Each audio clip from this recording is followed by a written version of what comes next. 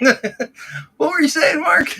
I was about to say something. I was like, we don't have time for it to go live. I don't want that. I don't want that being caught on stream. You're Pretty really bad. What I close. was about to say. Yeah, wasn't politically correct, as they say, but that's how it goes. How's it going this week, Mark? Here for episode 134. Yeah, not too bad. Outside of having to drive 10 hours on Wednesday, I haven't done anything this week. Dang, how was that? Not as bad because I'm quasi used to driving 5 to 6 hours back and forth in a day. So a 5-hour drive, sit around for an hour or two, then make the drive back. I mean, it sucks, and you get out, you're like, oh, my legs are stiff, but like I'm just kind of used to driving after a while, and it's mostly just throw on cruise control for the bulk of it, so it's not like it's like bumper to bumper I'm driving in city traffic, which is a nightmare. Trucker life, man, I'm telling you, it'll get to you one day. Got that bed in the back, got my PS5 set up. Hey, I'll tell you what, some of those trucks I've seen, they got their like gaming setups and stuff, pretty nice. Oh, because they pretty much just like live in there. Yeah. I mean, some of those people gotta live that life. They got their game system on the road. I've seen little even like PC setups in those trucks. I'm like, how is that even possible? Chat won't. Okay.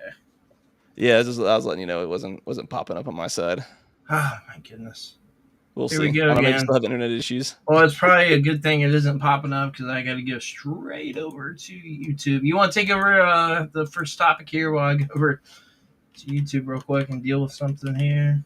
No, yeah, you're good. I was pulling a few other things up. Let me know if the chat loads for you as well. Yeah, if not, I was at least gonna have it up on the try to have some up on the YouTube side. It's probably good. But I immediately know what you're talking about. Yeah. Yeah. All right. Yeah, for our audio listeners, just dealing with some live stuff. It's always fun. But definitely appreciate it. Obviously, episode 134. Mainly over the weekend, big weekend stuff. But obviously, the Xbox Showcase happened Sunday. Afterwards, everything else happened before we went live. More Switch 2 stuff to talk about. Stellar Blade had a really big launch and stuff like that. And then just a bunch of other small stuff that we usually always talk about. So it's going to be a fun time. Oh, yeah, for sure. Yeah, I mean, there's some fun stuff this week. I guess, like, obviously we're exactly 1 week out from the Switch 2 launch. So we got a little bit of experience with it and stuff. And that's been fun. I obviously, it's one of those things where a console launch, I think this is the first time we've gotten to experience like maybe a console launch. Probably, obviously, we've known each other forever, right? Ever? I don't know. Did we both have the DS at launch? Did you get DS at launch, or you get it when the DS Lite came out, or? Probably not at launch because I know I think I got the original DS. It was like somebody got for Christmas, so it wasn't like one of those launch things. But I don't remember the exact year. I think did I get it in 2004? I can't remember, to be honest. Yeah, I was going to ask you if you got it then. Maybe because I know DS. I got it was the original DS model, but it was the red one. Red Mario Kart DS. It had the stickers and stuff, and so that was I want to say that was 1 year later. I could be wrong, but I think that was 1 year later. I think at launch the only model was the silver with the Metroid Prime Hunters First Hunt demo. I could be wrong, misremembering. I think that was 1 year later, and then 2 years after that, I think the DS Lite came out. So I think 3 years within the life cycle of that. Yeah, but I remember pull it up when it came out. Hey, what's up, Mr. Coffee? Appreciate having you here. How's it going, man? Always. So they say the Nintendo released a Mario Kart DS bundle in North America on November 28th, 2005. Yeah, the bundle included the Mario Kart DS racing game, a new red DS called Hot Rod Red, with a checkered flag wrist strap and racing decals. I won't lie, that I was jealous of that. People that got that one, I got very lucky because it wasn't like I got a console or handheld at launch that often ever. So I did get the DS at launch. I got really lucky that year. My mom lucked out in finding it. It was like it was kind of like the Wii, where it was hard to find on store shelves like at launch there for Christmas, because it was a Christmas launch pretty much. Came out holiday season, around that time anyway. And yeah, I mean, I ended up getting the silver DS, which was awesome, and it's still to this day, probably my favorite system. Period. I got it a year after it came out. So, but Yeah, I think so I back mean, I then guess this I is didn't really know, wasn't on top of it. I was still using the my DS and stuff like that. Bro, I was Nintendo Power Insider. I was a nutcase back then. Because you go back and look at those compared to like the new 3D XL, and then you look at like a DS Lite Yeah. or the DS, and you're like, oh my god, these screens are so small. But then you see it when you play. It's different DS game to DS game, but you play some of those original DS games on the new 3DS XL or any of the large screens. Obviously, it's somewhat blown up, but it's still in the same proportions. But you can tell, like on the bottom, on the sides, where it would actually the screen would have it cut off because it does this weird little artifacting. Is that the right word? Where you have random bumps. It's not fully smooth. Yeah. You can tell it's kind of like playing watching something on like a CRT designed for CRT on an actual like a LCD on LED. an LCD, yeah. Any modern TV, and you can see the stuff on the side or where there's like a weird straight color bar down the side. But that was designed to like load in. Yeah, it was designed for that handheld in particular. You know what I mean? Like I put my Metroid Prime Hunters in my 3DS, and it's like you can, it was designed around that original launch model. Even with the DS Lite, obviously it looks better. That's one of the problems with the launch DS. I don't know if you've ever gotten to. Do you still have your DS? That red DS? I think we mentioned I have the red DS, but it doesn't. The batteries. Pretty sure the battery. I haven't had the chance to even dig into the battery to see if it's like corroded out the whole DS and have to get it like fully refurbished. Check that. Unscrew that soon because it's been years. So if it's done, it's done. But I mean, like to be fair, outside of like that one, if you really care for the model, I don't have any of the box or any of the extra crap. I don't even have the Mario Kart DS box anymore. I just have the cartridge for it. Unfortunately, that's one of the things I'm after is that original. If you do just want like a DS, like if you wanted to get a DS, not the new DS, but just the DS in general, like you can get DS Lites for like under $100 right now at a GameStop or on eBay. They're relatively easy. So if you just wanted a DS, whether you want the DSi or the DS Lite that still has like the Game Boy slot at the bottom or not, you can still get those fairly cheaply. It's just the 3DSs are kind of hard to come by because of the people want to play them. They're out of print, but I assume they'll drop down in price eventually, and then they're going to spike back up when the people that grew up playing like the 3DS you want to get back into it and stuff like that. Because you see it with everything retro.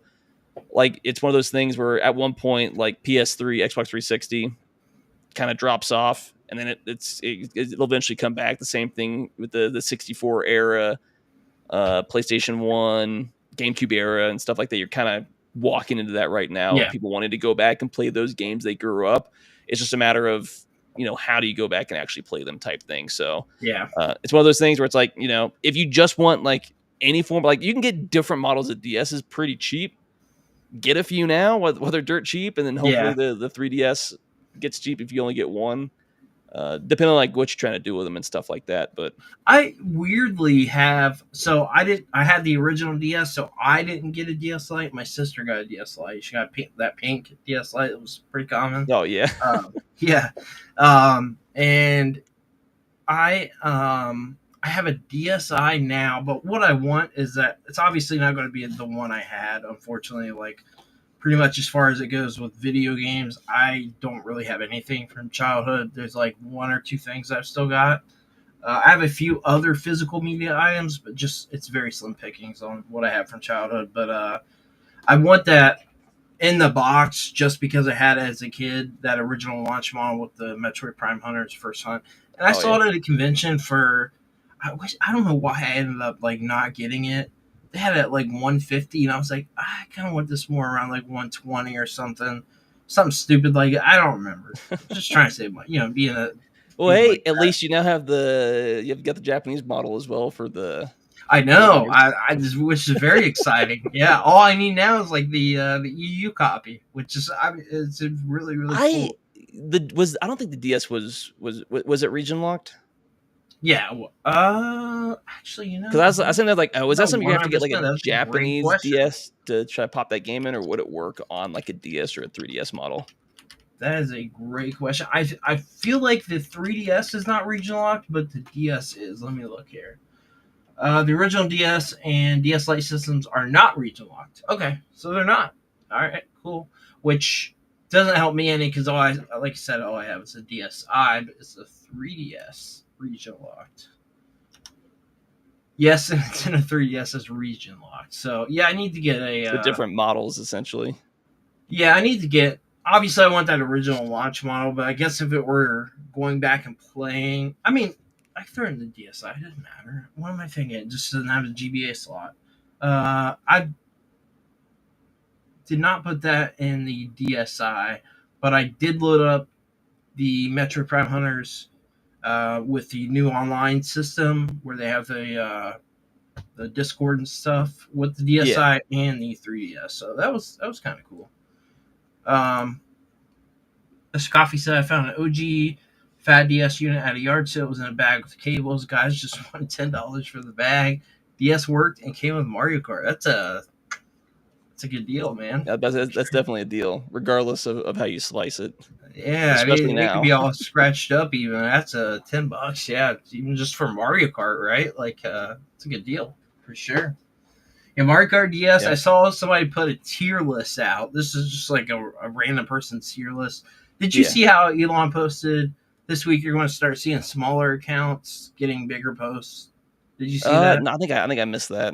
So yeah, they're trying to do something with the algorithm where smaller accounts get kind of uplifted a little bit. So I started getting that in my feed, like random accounts and stuff. And they put in there. I kind of like this a lot because I feel the same way. But they put just Mario Kart World, Mario Kart 8 Deluxe, and Mario Kart DS as the 9 out of 10s for the whole series, and then it went from down there like an 8 was Double Dash, and unfortunately, as we talked about, oh my god, for you, I can't even keep up.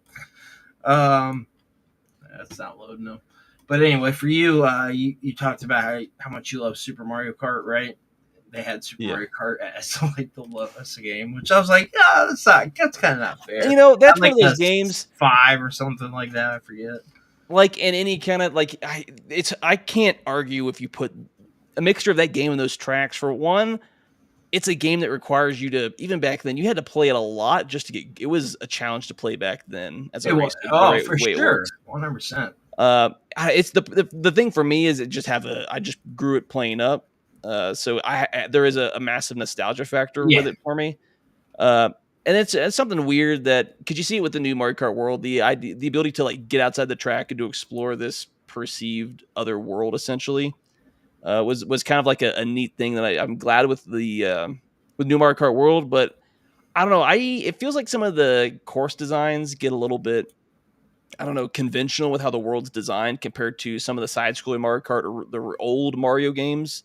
Yeah, I should say, not the Mario Kart, where they had these weird, wacky backgrounds that were very unique to Mario Kart that you kind of wish was in the Mario Kart world, not more. This looks like a quasi regular, game design world, not like what they had with some of the designs in the back in the 90s and early 2000s with how they got creative with world design in the background and stuff like that. If that makes sense to you.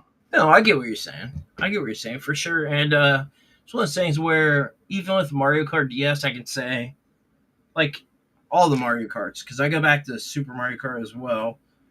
There is nostalgia tied to all of them, to be real with you. I mean, like Double Dash, I think back to that, and I'm like, oh man, I love that game.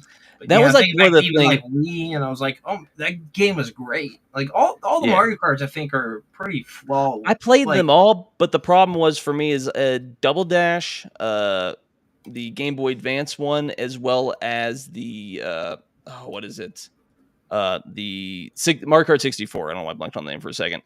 I had played growing up, but I never actually had those games, so it was very like a limited exposure when it came to those. I get what you're saying.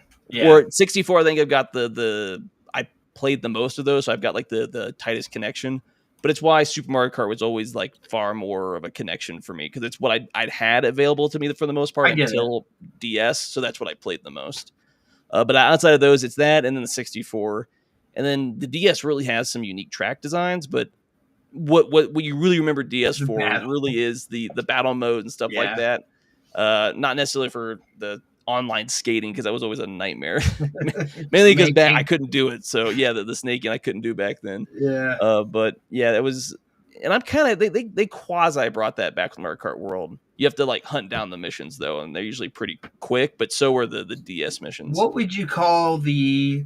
So I guess talking. We're just diving a little bit with Switch 2 a week later. What would you call the jump and then? Yeah, I don't even know what you would call that. Where you jump and then get speed. That you found out. You found out that was even a thing. What you jump and hold backwards on Yeah. the left joystick. So you it's a mixture of you get like you slow down, you get a boost, but you also use that to jump up on walls or jump on rails that you don't have any other way because that's kind of how you jump in the air. So you use that jump to either get an initial jump on a wall or just jump on a rail to start grinding it. Essentially, I wonder what that's called. Is there like a name for it yet? I'm sure there is, but I haven't dug into it. Yeah. I'm not sure either. I mean, what'd you think? We streamed Mario Kart World obviously last Saturday on the YouTube channel and different social stuff. What was kind of your takeaway with the game with the multiplayer with us? Because we did like the open world with finding the question panels, I guess they're called. Yeah, because they kind of just unlock stickers, which you kind of wish they did more. We did the other stuff though. We did the other so there's that. So you've got the Grand Prix where a lot of people that seem to have issues with the game, it really stems to the Grand Prix with you make this traverse from one track to the other, which I don't mind, but then it's like one circuit at the track and that's it. Yeah.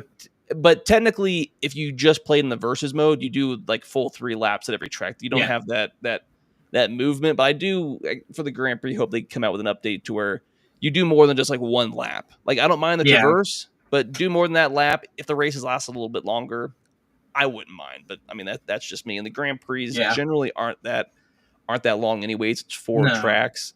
I mean, I finished them this week on my own, and there's only 5 plus the extra bonus one, right? Did you finish something like that?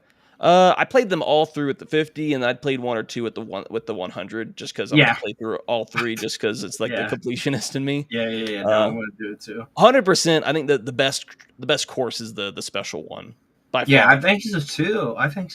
Which I think my 2 favorite, end, unfortunately, 2 of my favorite tracks. At least I would put them in like my top 10 to top 5, if not, is the Peach's Castle, the a good one, remaster of that track, essentially, because you can tell they pulled it from some of the other games. And then obviously I think Rainbow Road is like it's been a while since I could say I absolutely love this Rainbow Road. Is this the best Rainbow Road, do you think? Because I think without a doubt can say it is the best Rainbow Road. It's a nice long track. Unlike some of those other tracks, the bulk of it is on Rainbow Road, where you're going into space, coming back down, essentially. Crazy, so I wish there was an option to do multiple races. I don't know if it is like that in the versus mode, but I like going from Peach's Castle up. Right. And it's technically one loop, but it's a really long track.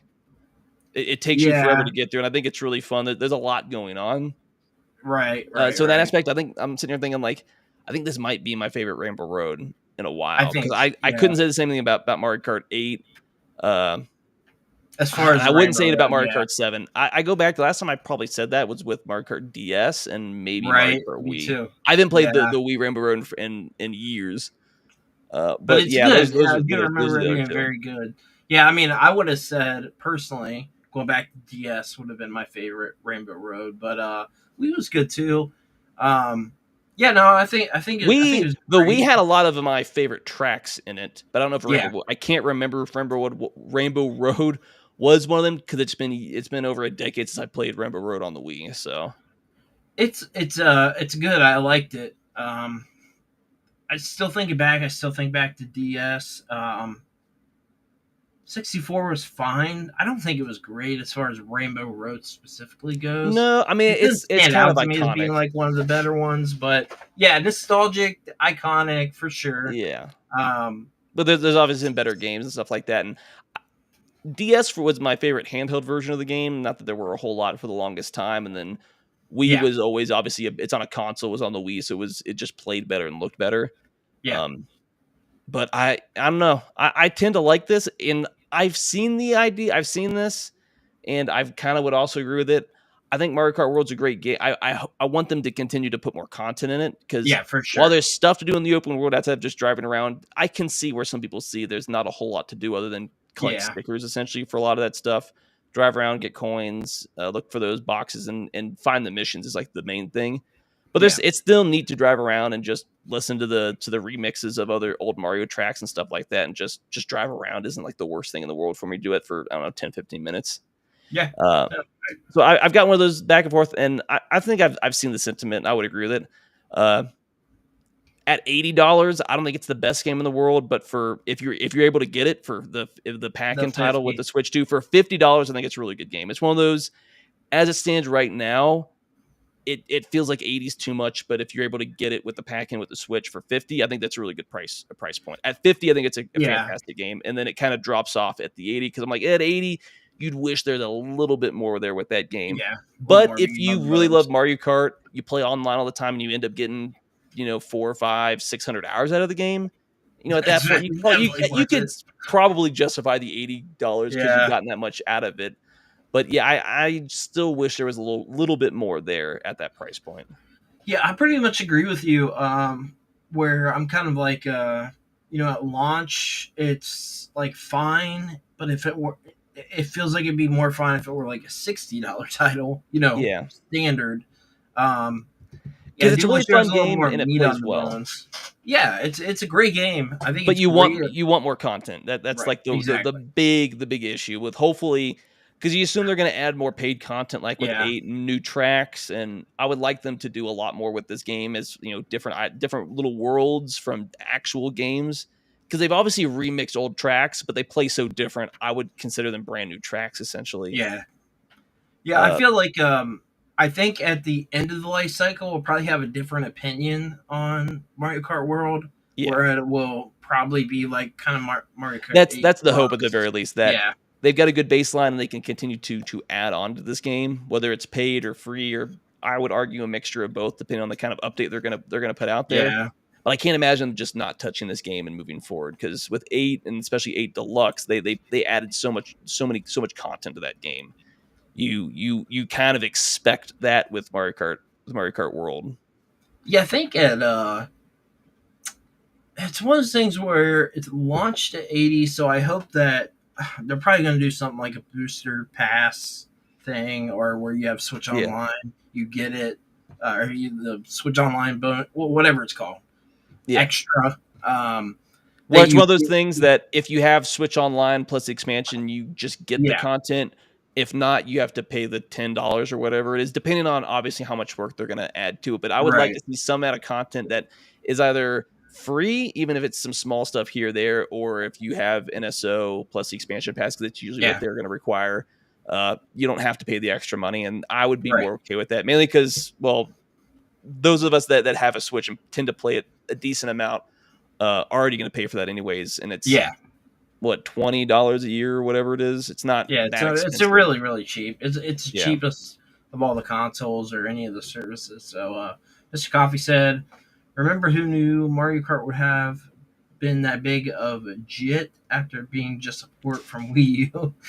I mean, it's crazy how long Mario Kart 8 Deluxe survived being, like you said, essentially a port of a Wii U game. It lasted forever. Like, there's definitely no denying the success of Mario Kart 8 Deluxe. My lord, that game sold. That game made so much money. Yeah, I mean, it's crazy. It's crazy, and it's one of the reasons that we got that as a Mario Kart World as a launch title, because it's so successful. And I think it's probably because they have an extended plan for the game. That's the hope. Then again, like, to be fair, Mario Kart 8 Deluxe is still technically a Wii era game, if you want to look at it like that. So it's been like a decade since you've had a brand new game. Because of the backwards compatibility, you can still technically play Mario Kart 8 Deluxe on the Switch 2, which I haven't done. And then obviously there's a lot of content. One of the things you see some people talk about, and I could kind of agree with it for some of like the races online and stuff like that, is eventually, hopefully, they'll add at least like a 12-player mode that's kind of more geared towards the racing, less chaotic. Because if you play it online, and I just did the tour, and I'm fine with the 24 on tour, it kind of adds a lot more, especially with a lot of the flat straightaways with the knockout stuff like that. It 100% is just mass chaos. It's a little bit of skill to get out in front, and it's also a little bit of luck. with how that game goes. Can I just say, for the live viewers, my lord, like, you see this stuff about people streaming on Kick and get the stuff come over and Kick. Hey, let's we'll blow up your streaming channel. Yo, chill out, dude. Oh my goodness, got like 4 of them already, and we ain't even been live that long. Anyway, just a lot of bots, but yeah, no, I think there's a lot of content. I think the online's fun, and I think there's 2 rules of thought at this. You got the people that liked what 8 was, where it had a decent balance between party and competitive, where some people see, and you can very clearly tell in the design of this, especially with the 24 player, where Nintendo very obviously views Mario Kart as nothing more than like a Mario Party type game. This is a party game. This is a game this is not a competitive racer at all. And it's very obvious with how this game was designed. Nintendo doesn't really care about that, and that was never their design philosophy with this game. Sure. Especially with this one, between the item rotation and the amount of people, because it's just chaos. It is chaos. Yeah. Let me ask you. So if you look at it like that, it's less of an issue if you're just trying to have fun. If you're trying to have like a hard racer, then I could see where some of the issues arise. But I would beg to argue that Nintendo never really saw Mario Kart as a competitive. It was always a fun party racer, essentially. I could see that, although people play it competitively. I could definitely see that. Yeah, did you get the chance to play online at all through the week, or because I played online? I played like I played 2 of the knockout races because I don't like playing those against the knockouts are boring with the bots, but it's fun and chaos online. So that's what I prefer to play online. And even with Mario Kart 8, I would dabble here or there, but it was never something that I majorly played online. Sure, a lot. Because I've always saw it as like a party game, so I'd hop on, have some fun, play the circuits and stuff like that, and I just enjoyed, I wanted to just boost up that number a little bit, like I wanted to just try doing it and see what happened. Like, I made it all the way until the 16 knockout. I think I ended up with 18th or something like that. Both times. That's where I got knocked out. I was gonna ask you, so like the freaking online, man, it's like kind of brutal because I think the closest out of the 3 matches that came out was 5th place. You did a lot better than me. Closest. I mean, that was at one point, one round. I mean, on that 16th round, at one point, I was like in 4th or 5th. You get hit once and you fall all the way back, and then I couldn't get a good item, or I kept missing the double items, and I just couldn't ever like recover. That was like my issue. Like if you can get out front and stay in front, you're usually good. But the problem is once you get knocked back, it's everyone's bunched together from like 5th to like 20th, so it's just mass chaos back there. Compared to you can get yourself some breathing room, you can usually. You're in front of a lot of the chaos and stuff like that, so you're just trying to defend. I will say the Knockout Tour is a fantastic mode of the game, though. I think it's like fun.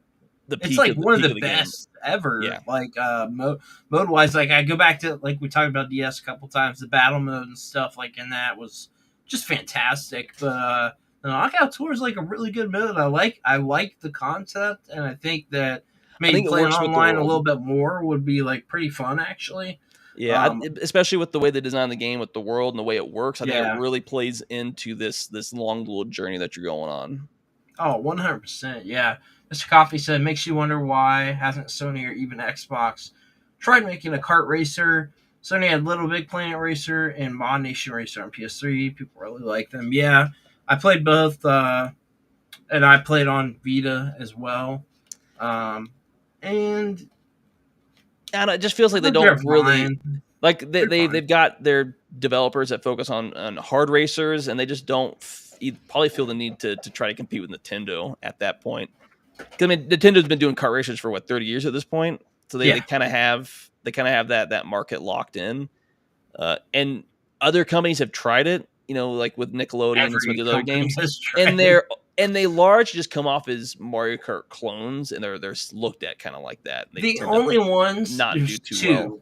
The only ones I've ever done are successful to me are 2 of the Sonic racing games, which would be Sonic and Sonic Racing Transformed, and then Sonic Team Racing, but also Diddy Kong Racing, which was also Nintendo. But that was like 20 years ago, and you haven't seen it since. So yeah, no, fair enough. And on the DS, Diddy Kong Racing DS, but it's the same game. Oh, yeah.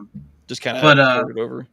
Yeah, ported over. But I mean, every company has tried it. There's a brand new Garfield kart racing game right now. I keep seeing it making the rounds. But you see I'm that not joking either. I'm literally not joking. it just feels like a clone, and that's usually how they play. But then again, it's also crazy how Mario Kart started as this weird failed racing game that was kind of ported over with Mario characters. I mean, and then eventually PlayStation even blew up into this massive success. Yeah, PlayStation even tried the Smash Bros. Thing with PlayStation All Stars. You remember that on Vita and PS3? Yeah, and it just they didn't give it enough care. It just kind of felt like a clone. It just feels like that's just that party fighter is just what Nintendo does, and that's where people go for it. And then you'd have to really commit to trying to compete with that. Oh, dude, there's so many kart racers. I'll pull up right now, see if I can pull up kart racer video games, because there's so many. It's absolutely insane how many kart racing video games there are, just because of the success of like Super Nintendo Mario Kart. I wonder how old most of these are, because I have a list, but I don't have like years they came out. Do you have a list? Yeah, read off some of this because I haven't pulled up a list yet. No, there's Shrek and Smash for the PS2. Yeah. So you obviously mentioned the Sonic ones, Toy Story Racer, Virtual Karts, some wacky races games, Motor Toon Grand Prix. There's technically a Digimon racing. Obviously, you had the Crash Bandicoot games for a while, some Cartoon Network games and stuff like that. And I've got to click on these individually, but most of these generally are like late 90s, early 2000s. It feels like. Yeah, there was a lot of like there was a South Park Rally on the PlayStation. Yeah, I had that on. I think it was on 64 too. I could be wrong, but I had it. So whatever you. Yeah, because it came on PlayStation, Windows, 64, Dreamcast. Yeah, I had it on 64 then. I remember that one. Yeah, but like there's a lot of kart racers. Eminem's Kart Racer. I guess it came out in 2007 on the Wii. On Wii, yeah, I had that. Yeah, bro. I had that one. What else? Was what there? Cartoon Network Racing? Yeah, that was PS2. I remember that one. And the Nintendo DS, technically. Yeah, I had it on DS, of course. Where you're like, the concept you would think would work, but then you get into the game, you're like, oh, there was like no. This was just it was like a minimal effort cash grab type thing. There was no effort to actually make it a fun game. That's like what most of these racers are. Like if you actually put effort and time into it, like what they did with Diddy Kong, you would make a decent reputation and it probably would do well, but they just don't bother putting any money into these. So they come off as cheap cash grabs and nobody buys them. Yeah, no, I remember the Mario Kart or Cartoon Network one I had on the, was it GBA or DS? I can't even remember. GBA? Right? I don't have it pulled up anymore. It would make sense that it was like a DS era game, I think. Yeah, it might have been DS. I can't even remember, but I just do remember not caring for the game but wanting to love it exclusively because it was Cartoon Network. Yeah, but then you're like, oh, this game just I'd rather just play Mario Kart. Yeah. Because like the aesthetic is there, and like it would like the aesthetic should work, but you're like, oh, there's like what this game costs like $100,000 because it plays like it. It's so stiff. The backgrounds are just look like reused assets. Yeah. I remember like that really is the problem. They're not even trying to compete. They're just like, oh well, we could put no money into this, and hopefully the name will get people to buy it. It's like what you had for the longest time with movie tie-in games. Yeah. They would just retell the movie, and there was very obvious no effort behind the game at all. Right. Yeah. It felt like one of the earliest tie-in movie games with the GoldenEye was one of the best. Like it peaked with that game because they actually cared to put an effort into that game. But let's be fair, most people remember that game for the multiplayer, not the actual for story. Sure. I mean, I enjoyed the. But even with the story, it was still a good game first, and then it had the movie tie-in on top of it, where it felt like for the longest time, especially with the GameCube into the Wii, PS3, Xbox 360 era, they were just minimal effort cash grabs to hopefully off this $100,000 budget, they would get enough people to buy it to make a few bucks off of it. There was a lot of that. Yeah, I mean, I have to say I had a lot. If that they may have like a $10,000 budget, who knows? Yeah, I had a lot of movie tie-in games back then. They were all bad. I brought up probably one of the worst ever of all time, and I beat the game like 6 or 7 times. It's ridiculous because we had like limited games as a kid with Scorpion King on GameCube. My God, you go back and look at video game footage on. To be fair, that wasn't even really much of a movie. It wasn't even really a good movie. No, it really wasn't. It really wasn't. Like, you go back to that movie now, it really wasn't that good. Do you remember the scene in, what was it, The Mummy 2? Was it The Mummy 2, or was it in the first one, where you see Scorpion, the CG Scorpion King. Yeah, the CG. That's the Mummy 2 at the end. That's what I Because thought. as bad as the movie that is, I still enjoy it outside of that bad CGI rock. Yeah, I do. Scene. They were really trying to tie those movies together, and it didn't work. Yeah, it didn't work, but you knew like something was coming with that, I guess, and it was interesting. But yeah, you see him as an actual scorpion in the movie. It's like, oh, the CG is so bad. I'm like, wow, you didn't have the money to even get the actor back. You just got the rights, and that's it. Yeah, it was so bad. It was so bad. But yeah, I do love those Mummy movies. Oh, I take it back. Arguably a really good racing game that's also a movie tie-in is Star Wars Episode 1 Racer. Oh, that is a great. It's not only a good tie-in, it's just a good racing game that really brings to life the pod racing. But hold on, let me make sure I'm talking about, because I thought there was two different ones. I think there's a different one. It's called I don't know. It has some, I don't know. I know what it is. Yeah, so Star Wars Racer is one of that's the pod racing game I'm thinking about. Yeah, Star Wars Racer. So yeah, on the 64, Episode 1 Racer. Yeah, it got brought on Nintendo Switch and stuff. Oh, it's Super Bomb Bad Racing is the bad one. Okay. Not the one. And then I never played it, but technically there was a Racer Revenge. Demolition. I don't know if that was any different. Wow. It's like a PS2 era game.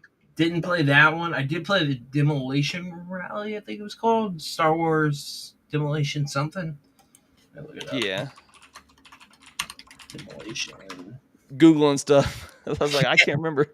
I can't remember like what the full. Because I also remember there was a really good 64 Star Wars game that I played, and I think it's really a good Star Wars game, and I'm blanking on the name. If you know what I'm talking about. This was the era where Star Wars games were actually good. Star Wars was still decently Shadows good. of the Empire. Yeah. Yeah, that was talking about really Rogue Squadron. No, it wasn't. It wasn't one I had, but I rented Shadows of the Empire. It was the one where you're actually like first person, not just flying out ships. Because every Star Wars game that came out on like the 64 was just banger for the most part. Even the weakest of the ones that came out was still a good game. Yeah, because even bringing up Rogue Squadron was really good. All three of those games are really good.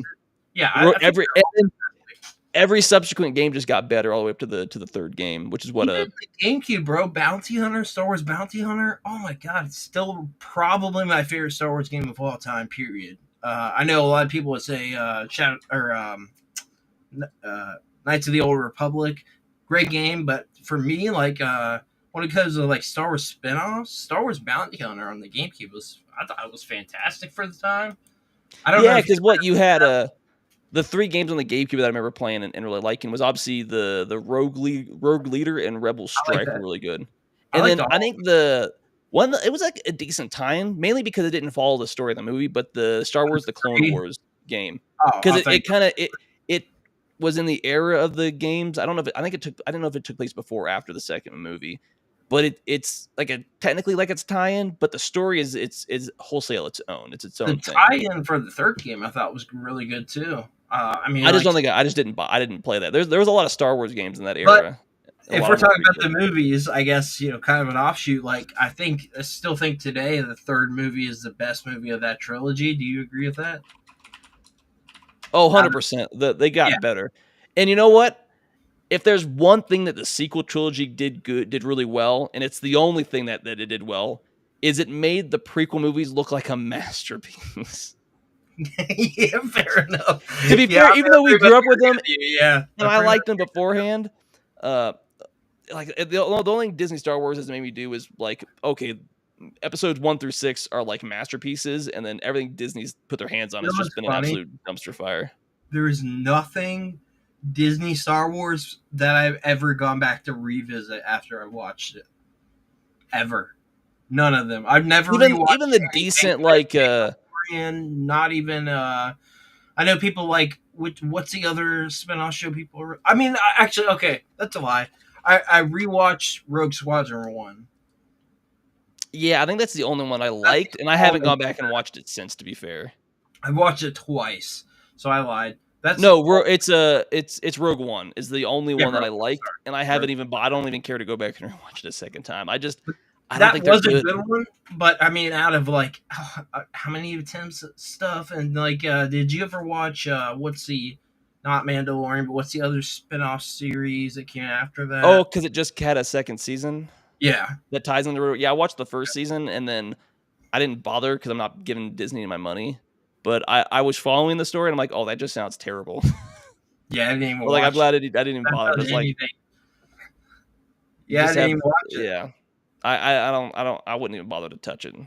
Yeah, didn't even watch it, and it's the first Star Wars thing I think I haven't watched at all, which is sad because I mean, I like it as a classic fan of the franchise. I guess we could say at this point, so kind of grew up with obviously the original movies, but okay, now the prequel trilogy. Here's a legit question: is anything better than the holiday special that Disney's put out? If you're taking all Disney Star Wars movies or just Star Wars IP that they put out, where would you put the Star Wars holiday special in that list? Because it feels about the same quality of writing. Let's be fair. Oh God, I don't even know. I mean, it's so bad. I'll be honest with you. It's one of those things where I watch on YouTube. I'm like, it's so bad it's good, but really the only good thing to come out of that is Boba Fett. Obviously, with like the animated, like, all the weird stuff with Chewie's family. You're like, what is going on? Like, what they say. It's like a whole like 5-minute scene where you're watching a video tutorial or like a cooking show or something like that. George Lucas I'm like what is going? Like, I'm sitting here, I'm like, oh my God, like anything would be like watching paint dry is better than this movie. Can you think of anything else that got kind of shoveled the way that did? Like, I can't think of anything else. There's a reason it just never re-aired. Released. I just want to forget about it.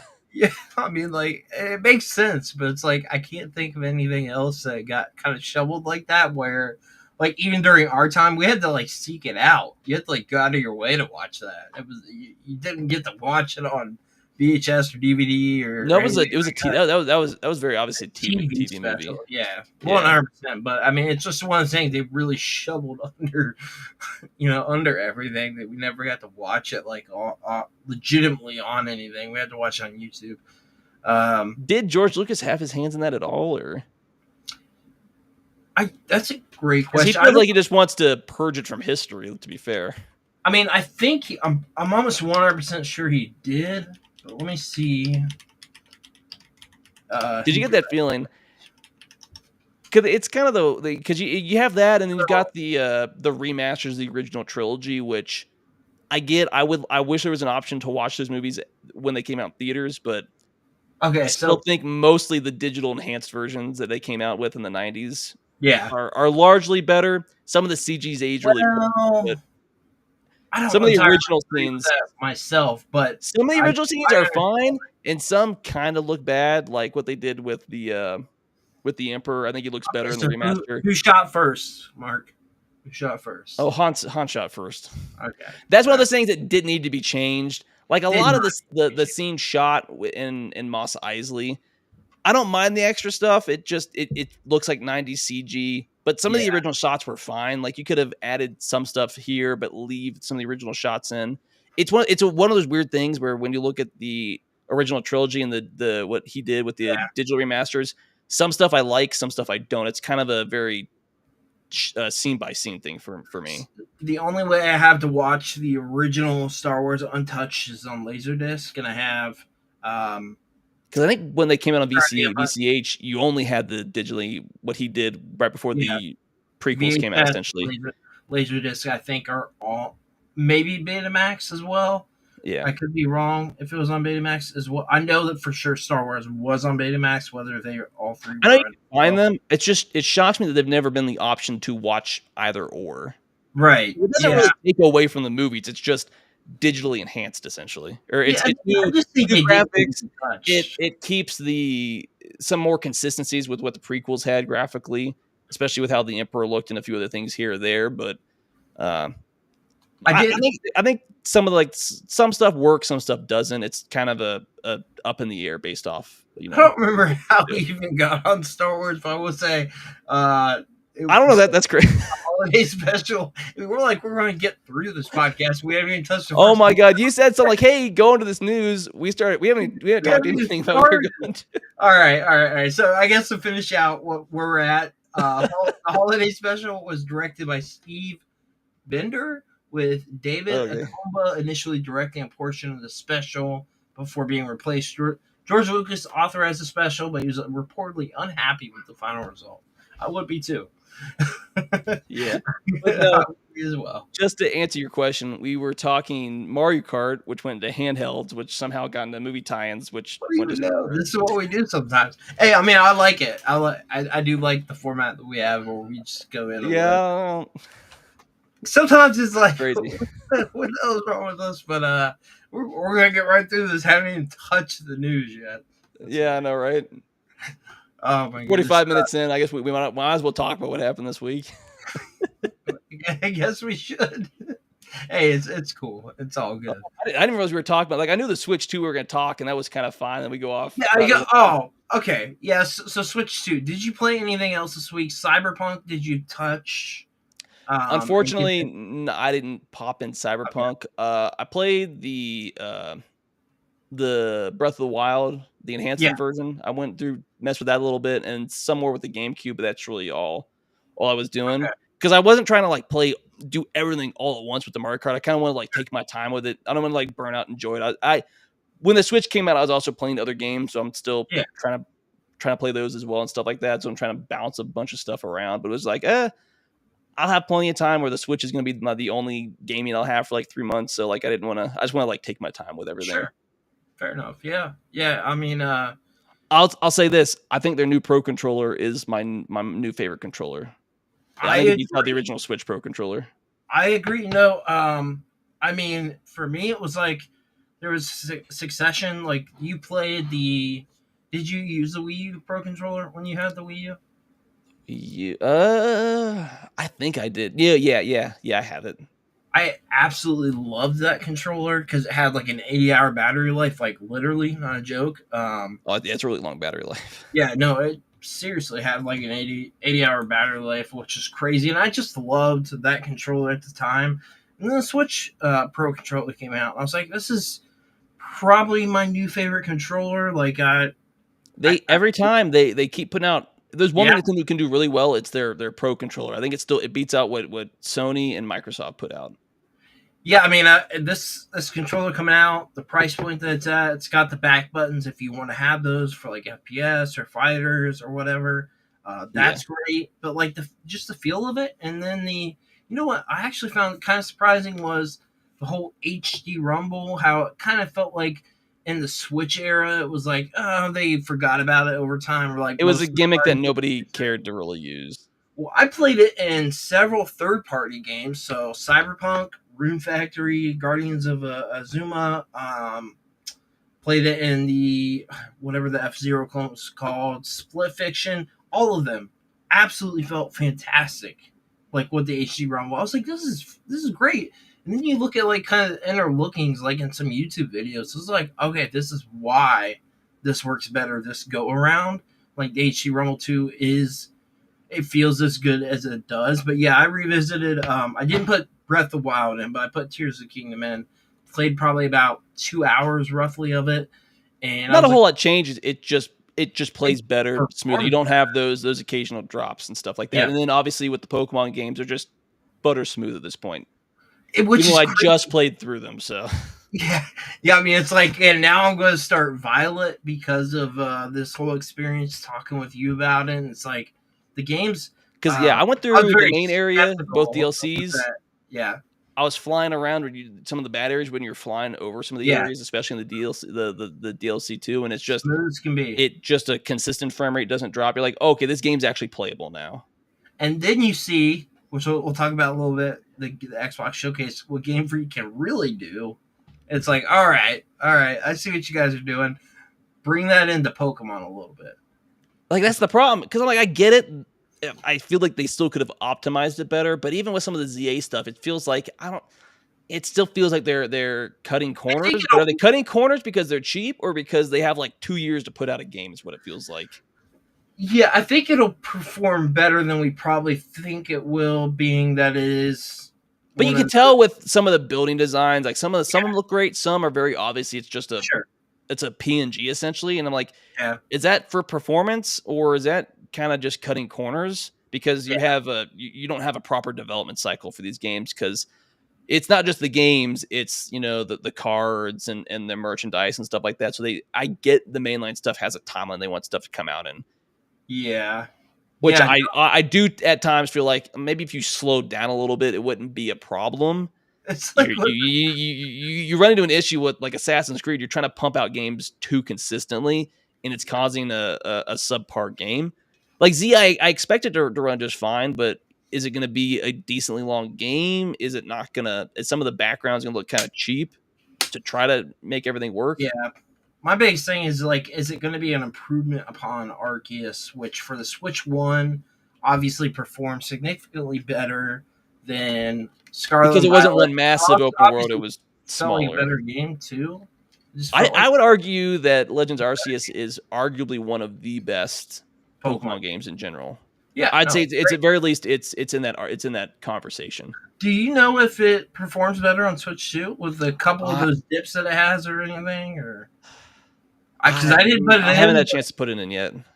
I don't know if that's one of the, because there's a lot of like weird titles that got like updates that weren't even announced for the Switch 2 or like just perform I'd better. expected to get I like some that kind of solid update, 60. but I'm not sure. I haven't had a chance to toss it in and play it yet.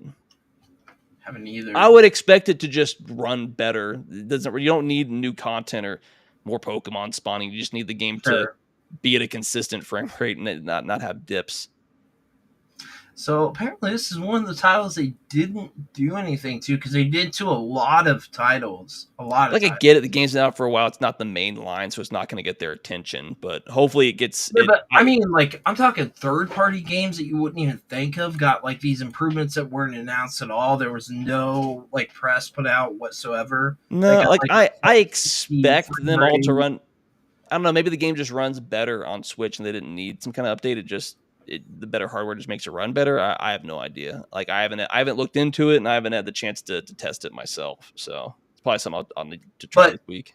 did love it at the time, so I'm hoping Legends EA will hold up pretty well. I mean, I agree with you where like some of the assets and things look like, oh, okay, there's not like But if that's the work only like Game major does complaint, with yeah.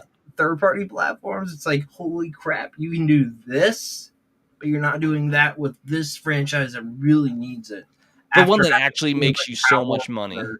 Yeah, yeah, right, exactly. Like I get it, the games are like 10 to 20% of the Pokemon IP profitability Sure. wise, but like it's still a major driving force of every other merchandise. We can't even Because keep to be up fair, with a lot of people that buy the I will games allow, we also got buy the cards, also buy the merchandise. They buy all this other yeah, stuff, and so yeah. there's a lot of crossover with people. So Mr. Coffee said it was like over 5K games on Switch, so it's going to be a while to go through them all. Yeah, there's a lot of yeah, games. and then For sure. I know we talked about it. I do think because they very obviously redid the store, it's not the same and it runs a lot better. Yeah. I'm starting to like the UI a little bit more. It's just you want that home screen customization is like the only issue. But other than that, I largely like how the UI works. Just want a few tweaks here or there. It does feel better. It's like I kind of hope there's more than black and white for the whole generation as Yeah. far as like themes go, because like that's one of the biggest things that people keep asking for, and it would be nice to have like a custom. It doesn't even have to be custom, just a theme from a game or franchise you really love. Like a Metroid or a Mario theme or Right. Donkey Kong. Like you can't tell me it's not that hard. Most of the themes Bro, even on other consoles are just they're essentially like a PNG with a few moving things here or there that are kind of more like gifts and stuff like it's that. like a Nintendo Control thing at that point. Come on, I mean they're able to do it. Like, let's be real. Even if you just had your first party stuff, it would be better than nothing. Yeah, fair enough. So for our first news topic we had here was on the Mind's Eye game. I asked you before we went live if you knew anything about this. Apparently, this game is like not doing well. Well, the problem is the marketing. Like nobody's talking about this game. I didn't even know this was a game coming out. That's its first problem. This was a very obviously poorly marketed game. Well, I didn't even know until the news articles were coming out, and then I heard about that's the problem. The game. Yeah, didn't know anything about it, nothing whatsoever until. And especially with some of the games that it's coming out this week with, it's just going to get crushed. Yeah, I mean, apparently this game has launched as like a messy, complete broken game, and PlayStation, which notoriously is hard to get a refund from. They're not like Steam as far as the game goes. They're actually giving refunds for this game away. If Sony's giving you a refund, something's wrong with the game. Yeah, so apparently some of the issues are CPU and GPU performance issues, which they put out hotfix today on. And they also put out on the hotfix reduced difficulty for the CPR minigame, added a new setting to disable or modify depth of field, blah, blah, blah. As far as PC goes, new pop-up warnings for PCs that have accelerated GPU scheduling disabled. So, I mean, just as far as like this game goes with the launch and everything with PlayStation, just seems to be horrific. Oh, yeah, because it's I pulled it up with about just under 1,500 reviews by like 9 reviews. It's sitting at a 39% on Steam. Yes. It's a mostly negative. It's not good. Yeah, Mr. Coffee said it's a poorly developed game. Yeah, it just does not sound like a good time. And from the stuff that I've heard from other people, the cutscenes are great. Everything else about this game's terrible. Some people are talking about, and it doesn't play well. It's just not a good optimized game. People are comparing it to, which it sounds like it's worse because I played it at launch, and obviously I played it on PS5. You played it on PC at launch. Cyberpunk 2077. People are comparing the launch as far as it goes. But it has none of the hype because nobody knew this game was coming out. That's like half the problem. Didn't know anything about it. I'm just 100% honest. Had no idea anything about this game whatsoever, but it's a thing. We also got Metal Gear Solid. Delta Snake Eater has a new mode for fans who are fans of the Metal Gear Online, and it seems like the mode that's coming back is talking about some of the multiplayer. It says with the popularity of multiplayer hide and seek modes in the modern online gaming community, Metal Gear Solid Delta Snake Eater is looking to appeal to those who came to Metal Gear Solid for the online play. So that's good. I mean, as far as like those modes go with that sort of game, definitely makes sense. They're it's hard. It's like a human form of prop hunt. Essentially, you're just not using props, just real people. Pretty much, yeah. I mean, which makes sense for that's what came to my mind. Solid. Yeah, definitely. I mean, it makes sense for Metal Gear Solid for sure. We also got courtesy of Mr. Coffee. He pointed this into my direction, and apparently, the GameStop CEO says the company's future isn't in games. And I mean, it's not really all that surprising with the shift towards what they've been doing, merchandise, the shift towards retro. Yeah. Because, I mean, you have to assume that eventually these companies want to go all digital with their games, which means long-term GameStop has to assume that's the drive. So you have to go towards merchandise and more retro stuff. Yeah. Would make a lot of sense. And arguably, if they really cared, they would probably try to get into some console and game repairs, but that would require them to, actually care about their customers. Yeah, exactly. Yeah, I mean, one of the rumors popped up that they were going to acquire PSA. So Mr. Coffee tagged me on that one either yesterday. They're already in a partnership with them. Yeah. So and they do push that advertising pretty hard. To be fair, even though we have a PSA, but we don't ever have any Pokemon cards or anything else in stock. They're all sold out half the time. So I don't know how well that's going to work. Apparently, GameStop has graded over 1 million cards of PSA.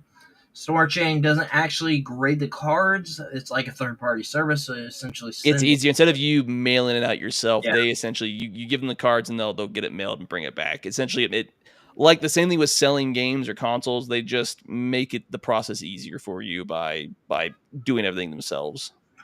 It seems like due to Pokemon TCG, they surged over 50% on a year-over-year basis. And that's just due to Pokemon TCG.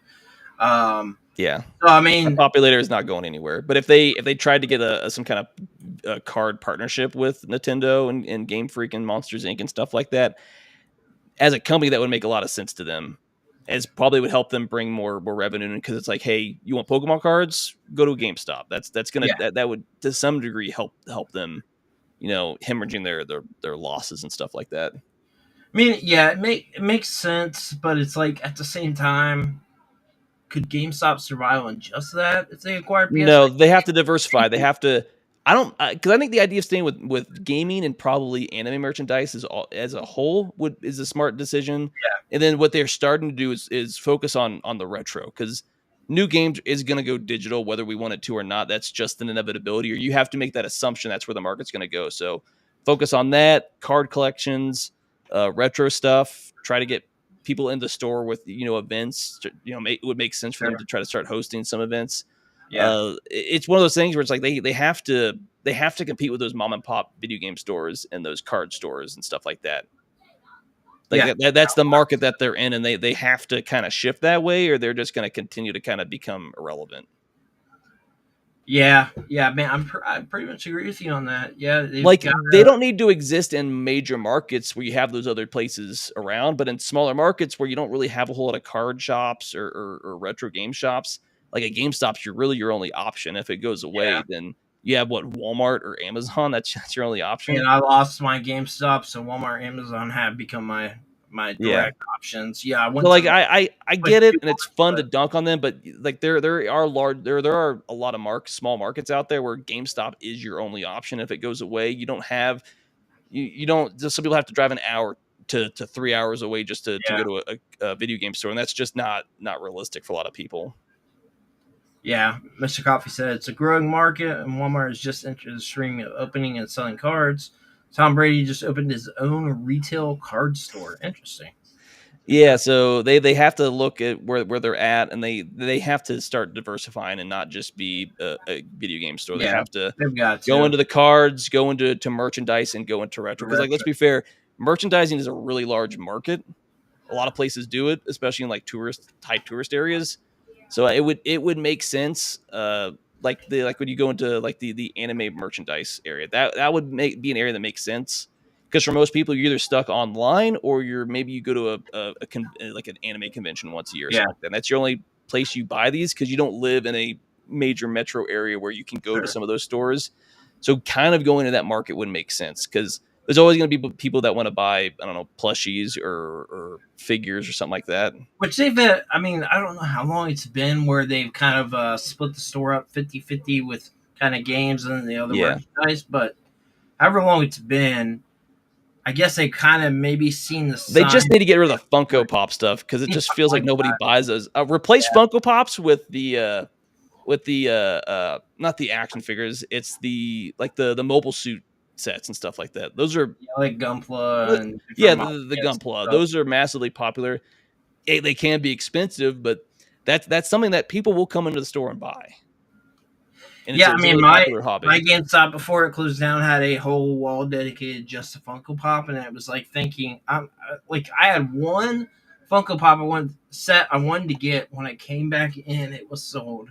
I was a little disappointed. It was a Godzilla versus Mothra set. Yeah, and I was a little disappointed about that because I came back in. I don't know why I didn't buy it my first go around. I just don't care about Funko Pops at all. I'm just gonna say it. That look cool with the background. Funko Pops are the modern day Beanie Babies. I'm gonna say it. Maybe not with the craze or the price, but that's essentially what they feel like. I mean, they still have a fan base, but it's like where are they at? Because I don't know anybody collecting Funko Pop. Anybody that collects Funko Pops just get made. Like, I don't want to be mean, but a lot of people make fun of them, and I'm like, I think Funko Pops are stupid. So sorry if you collect them. It's just like my personal opinion. Yeah, I don't know. I knew people that did collect them, and I've got a few. I feel like the craze has long since kind of died out, and they just have these massive stocks because they're inexpensive and they're easy to fill up a shelf. But like it just feels like no one's ever buying them. Like every time I'm in a GameStop, hardly anybody's buying a Funko Pop. Possible for you to pull up like the kind of I guess the stocks of Funko Pop like pretty quick? Like what do you mean? Like the stock where they're at in the stock market as far as Funko Pops go. Like the resale? No, just the company as a whole. I don't even know who owns Funko Pop. Funko. Do they have a stock? They got to, right?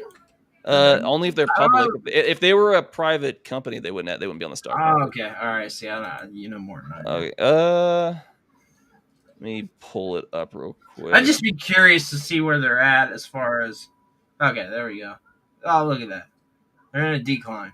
Well, it's only like one day. I don't know. Go max. So it peaked around what? Around $28 a share. Obviously, in COVID, it cratered and it kind of recovered, and it's I don't know. They kind of sort of. Nah, they're not really doing hot from where they were. Yeah, because around 2018 is like when their real popularity hit, and then it obviously they go through waves, but it just I don't know. Well, they're definitely not doing. They're not doing well. I would say they aren't doing well, but like I don't know. They're pretty massive decline. I don't know who's buying Funkos at the end of the day. Incline there. Yeah, I don't either. I've got like maybe 3 of them now. Like I don't have a single one. So Space Mega Man. I've got some PVCs. Yeah, man, you look back here. I got a PVC Gengar, but that's not. I got some of those really cheap anime collections that you get from Walmart. They're like $30, but that's about it. That's better than Funko Pop. Mr. Coffee said Magic the Gathering yeah, I saw that about the Final Fantasy collaboration. I saw that, and people were I won't say the account because we talked about it before, but I saw that they got like I don't know. Oh yeah. Didn't Funko say, "Hey, we're coming out with some Funko video game," and everyone just like, "This looks stupid." Oh yeah, Funkoverse. Yeah. Oh my, that's sorry. I can tell you this. It's already $10 at my Walmart, and I haven't bought it. $10. Yeah, that game's flopping. That's a sign there. Where nobody cares about Funko anymore. Maybe a $5 purchase, but I'm like at $10 even. I don't. It was the same thing with those little spinny fidget spinners. They were popular for like 6 months, and then the craze died out. Yeah, pretty much. Yeah. Yeah, Funkoverse. Yeah, game's not doing well, but we also got Warhammer 40,000 Space Marine 2 reaches impressive milestone. So they're at 7 million copies sold globally, and this obviously for the sequel. That's good to hear for that game. We played through it on stream. It's a really fun game. Yeah, it was a fun game. Made me go back and listen to some of the universe a little bit and a little bit realize how crazy and in depth that universe lore really is. It's I couldn't even comprehend everything. Like, I had to watch like 3 7-hour long lore videos. Yeah, because we finished the game, we still didn't know what was going on. We clearly weren't paying attention to the story half the time. We were. We're just messing around. If I had played through the whole game, I still didn't know what was going on at the very end of the game. It's like, all right, maybe I need to dive in a little. I mean, you kind of have an idea when you go back and listen to the lore, and you're like, okay, I kind of see what's going on after the fact. And if I played through it myself, obviously I'd have paid attention to the story. But it's kind of like when we play together. I'm like, screw the story. Just here to have fun. That's pretty much how I felt about that game. It was fun. We had a good time though. It was very much a metal. What was I going to say?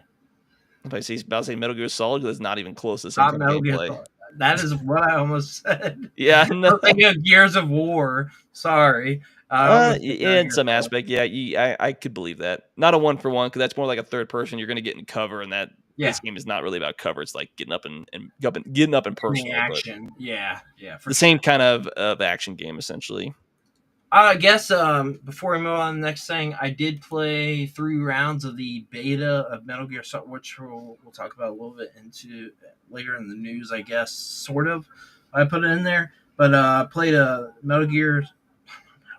Gears of War Reloaded, the beta for that game, and I thought it was I was kind of underwhelmed with what I guess I thought was going to be a remaster. I played it ultra settings and tried it in performance mode the next round. And I was just kind of, I don't know, I guess for a beta, fine. But we just played the first Gears of War not that long ago, and I didn't feel like it was that. It felt more like a 360 type game. That's what it felt and looked like, what you're saying, or? Yeah, it didn't feel like a remaster to me with the beta. Of course, the game doesn't come out. I think it said 76 days or something like that for But usually, by the time you get to an open beta, the game's pretty much done at that point. Most over the last few years, when you play the beta, that's pretty much what you're playing. The game was when You're playing the game you're going to play at launch, more or less.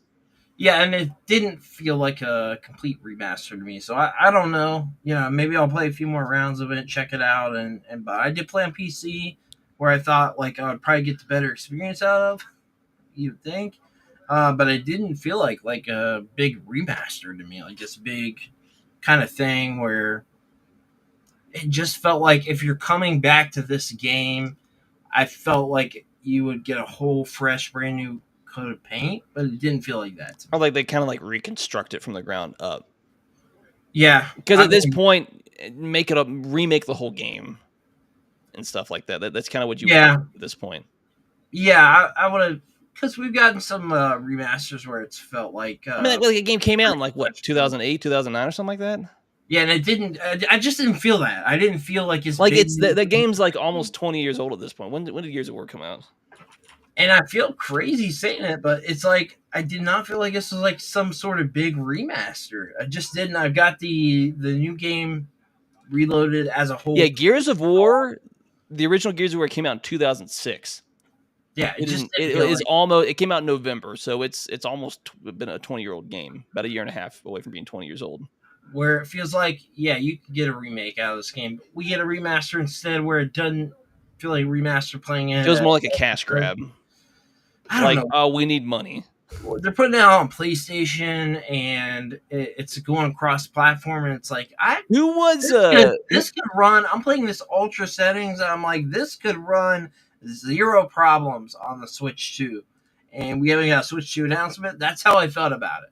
That's who is making this Reloaded? Oh, that's a great question. Because obviously the original Gears trilogy was made by Epic Games, which has now become a really major, publisher and stuff like that. So let me see if I can find out. All they care about now is Fortnite and their PC game studio or PC game store. Yeah, the beta just started today as of this recording here in the live. Let me see if I can find out more details. Yeah, they don't have like a Wikipedia or something like that. Yeah, I can't seem to pull anything up quick about it. Anywhere I'm seeing. I'm seeing stuff about how it plays on PS5 Pro. We got an article in here talking about that. Runs at 4K, 60 FPS on the PS5 Pro. Doesn't give me any.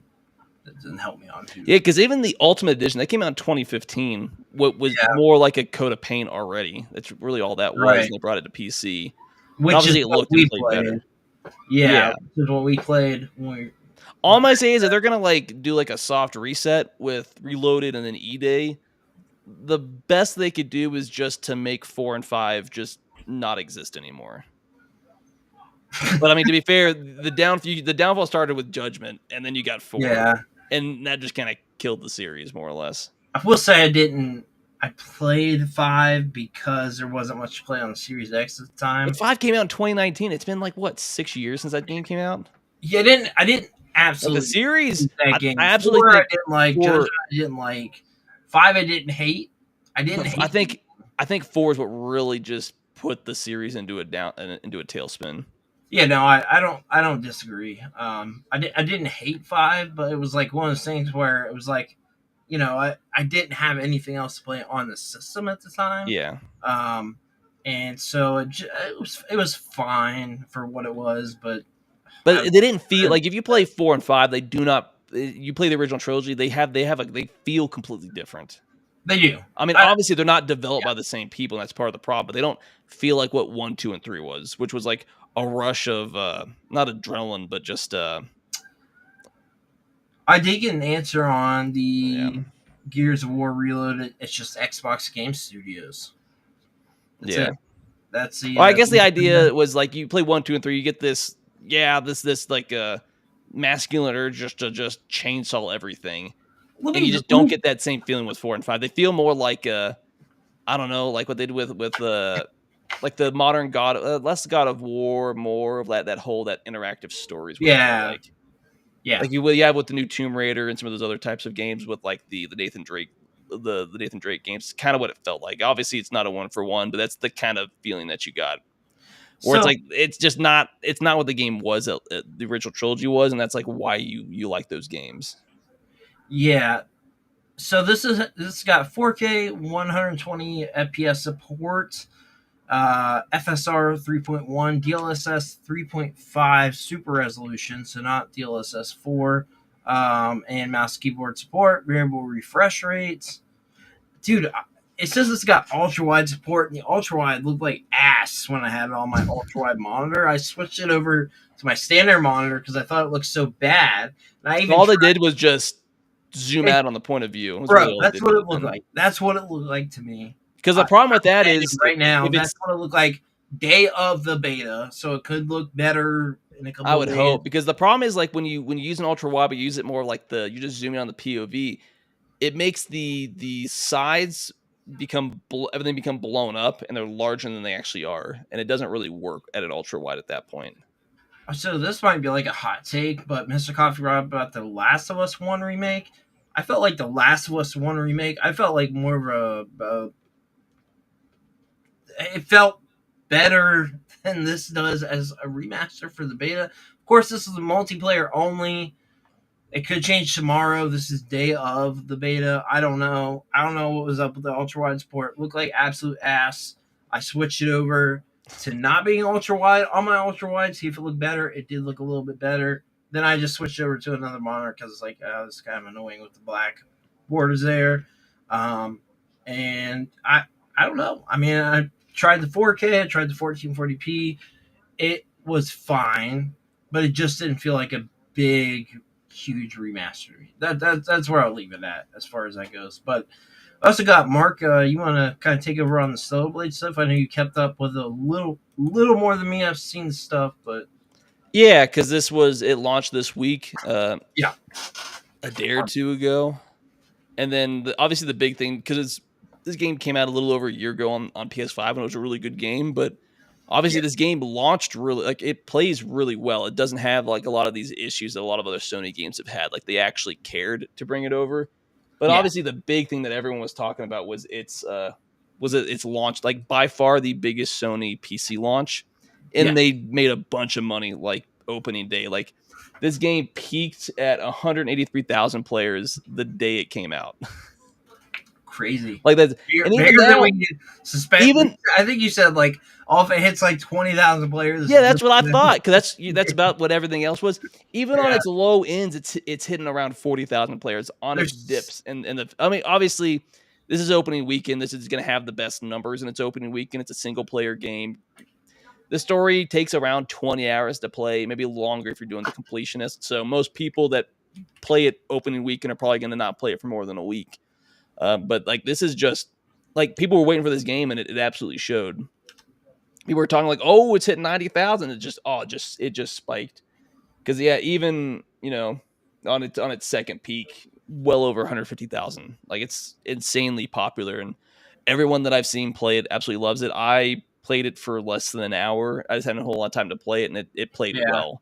Even with how hard it is to get used to the PC controls, and I swapped over just to the controller because that's what I was used to.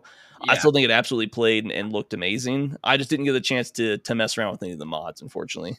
There's almost 69,000 players as we speak with the game. So, I mean, that's a testament to say Yeah, and it's exceeded obviously it's weekend, it's expectations. Friday, it's on its back uptick and stuff like that.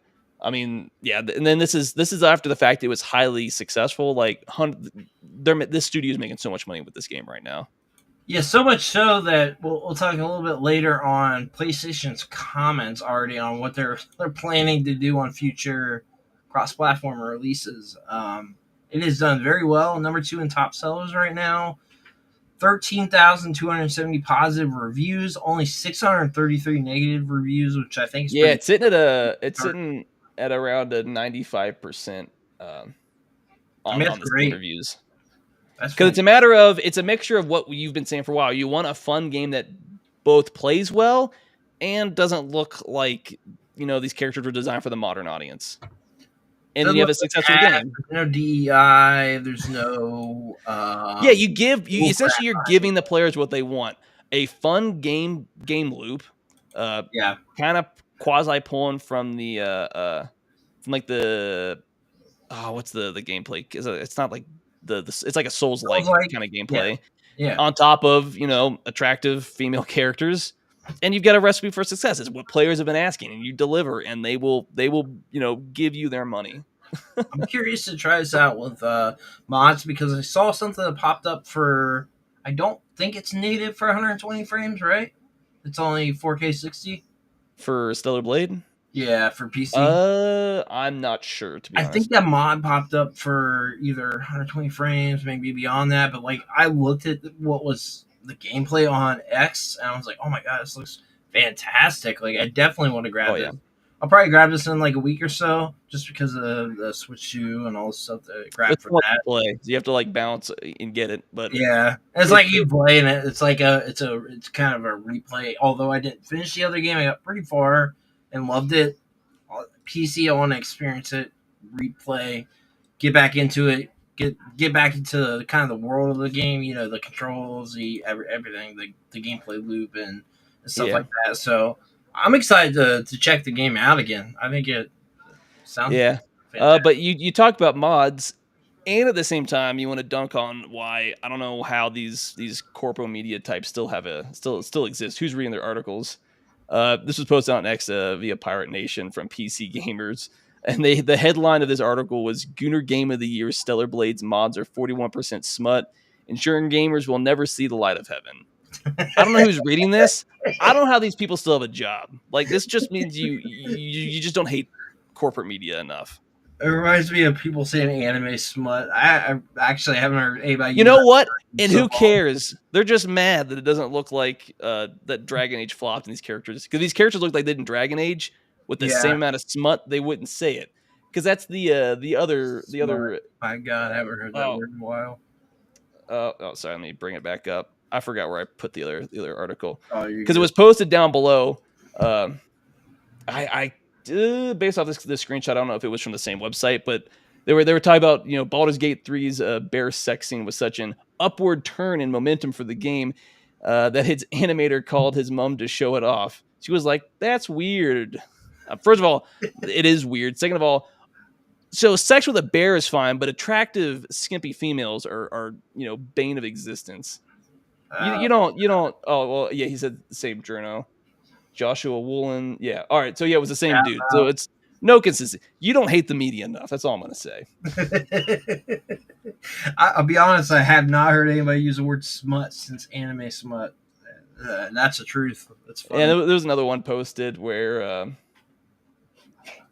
what is this? PC Games gave the same game gave the port a 6 out of 10.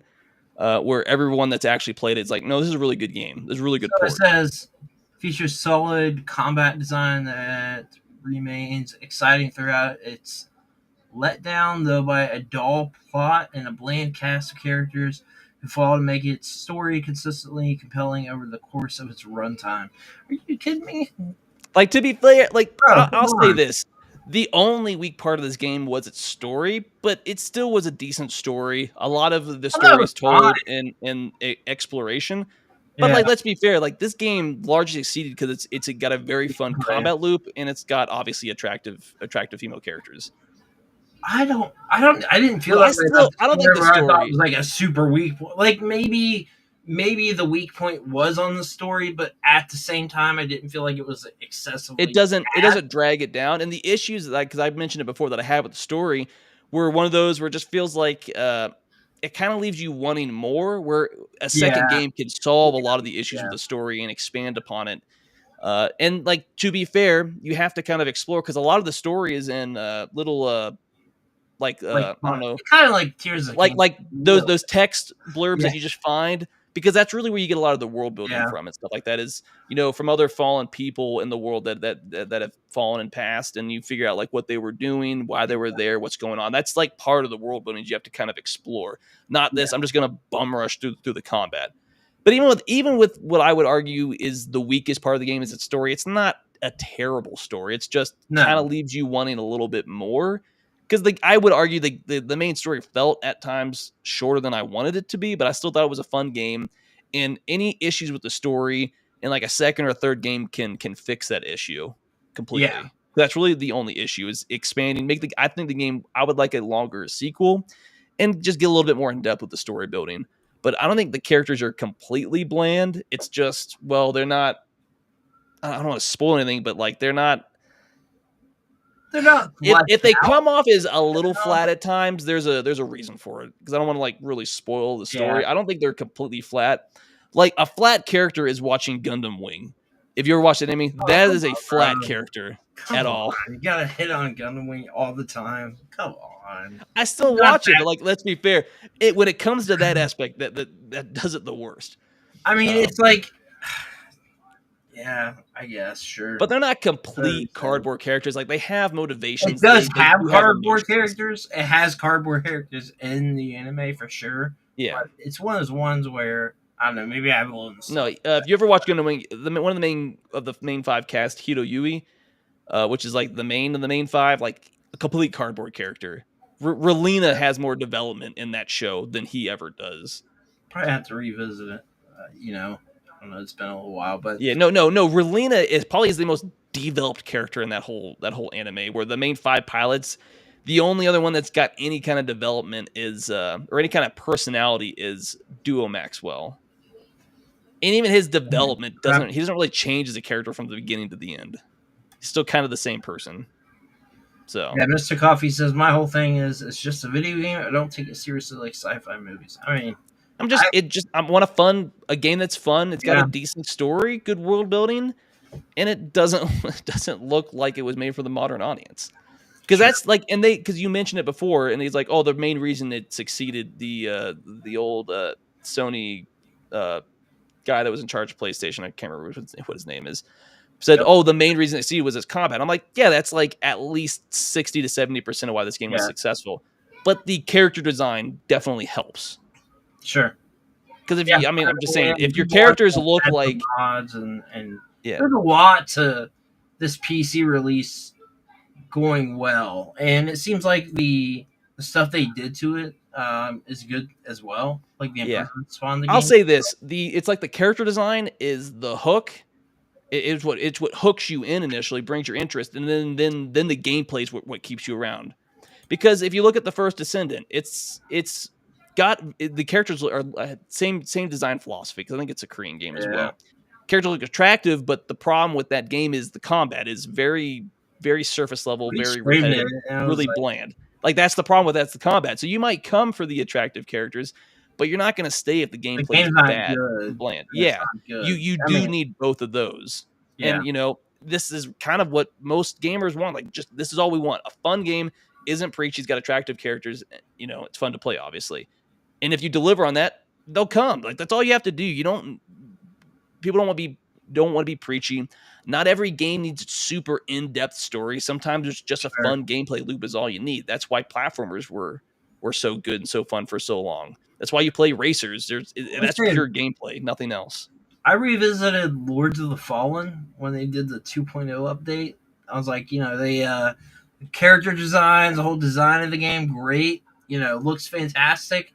To go play the game, bro, I couldn't get anywhere in the game. I was like, oh my god. I thought that Stellar Blade was rough on me. Holy crap. I got nowhere in the game, bro. It was so hard. I got nowhere in the game. Oh my god. I played for like 3 hours. I think Stellar Blade's not that bad.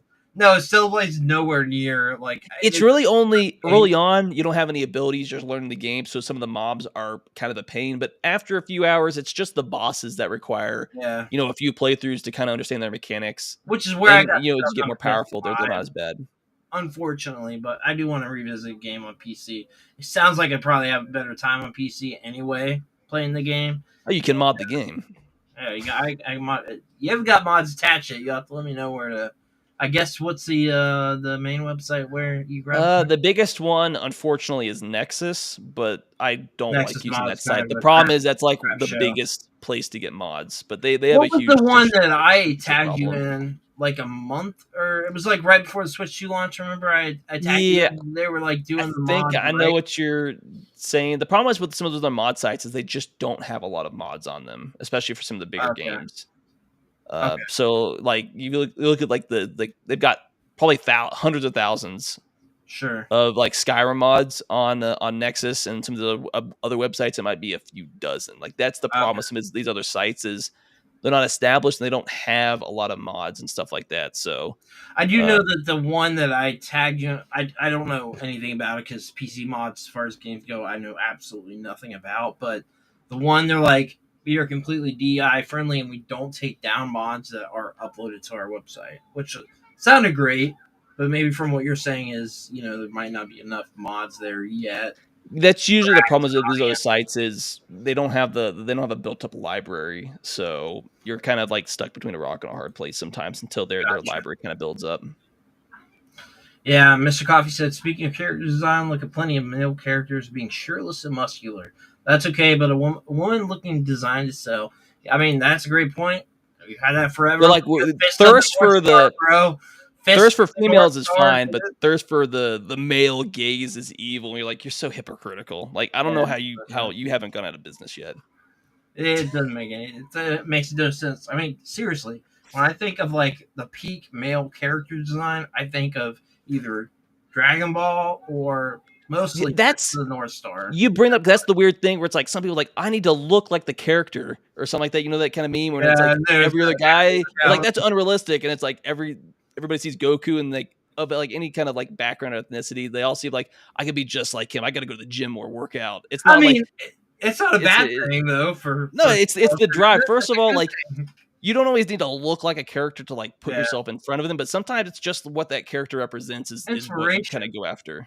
Yeah, that's what Goku was. It's a good thing. Yeah, it's a good thing, and I see that in all cultures as well. Do you, as far as Dragon Ball love goes, all cultures? Yeah, seems like because nobody cares what he looks like. It's the character of him, and then being like, I could look just like him. I just got to put in more effort, type thing. Sure. That's and because you've heard this before, and it's hard to hear. But sometimes you feel like if you're ever in the gym enough and stuff like that, and you start talking around to people in that community that are super like online and stuff like that with going to the gym, where it's like sometimes it feels like guys work out more for other guys than they do for girls after a while. 100%.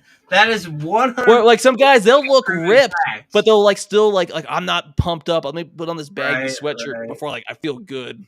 And no one, dang well nobody cares. The funny thing about that is like there was a percentage of females, like they did a survey of guys that looked that muscular, and it's like the females preferred the guys to not look that muscular. Like add a little bit of muscle. You see it in the gym. It's like they're like, yeah, look at these muscles, man. The bro, it's just funny. Right? But at the same time, it's like that's an inspiration for people to get healthier and better. Like, hey, whatever, dude, whatever does it for you. Just be in shape and be healthy. That's like the main thing and stuff like that when it comes to like working out. Yeah, for sure. But I mean, I'm glad to see that Solar Blade's doing so well on PC. Like, it exceeded both of our expectations. I think it's fair to say, and that's yeah. So that's good. What do we got next, Mark? If you're really into it, apparently Pokemon Hershey's collaboration is going to be a thing that they posted on X. Let me pull it up real quick. All right. So this is posted via the Pokemon Deals TCG. I don't know if this is like an official thing or it's a fan. No, it's a fan account. I follow that one.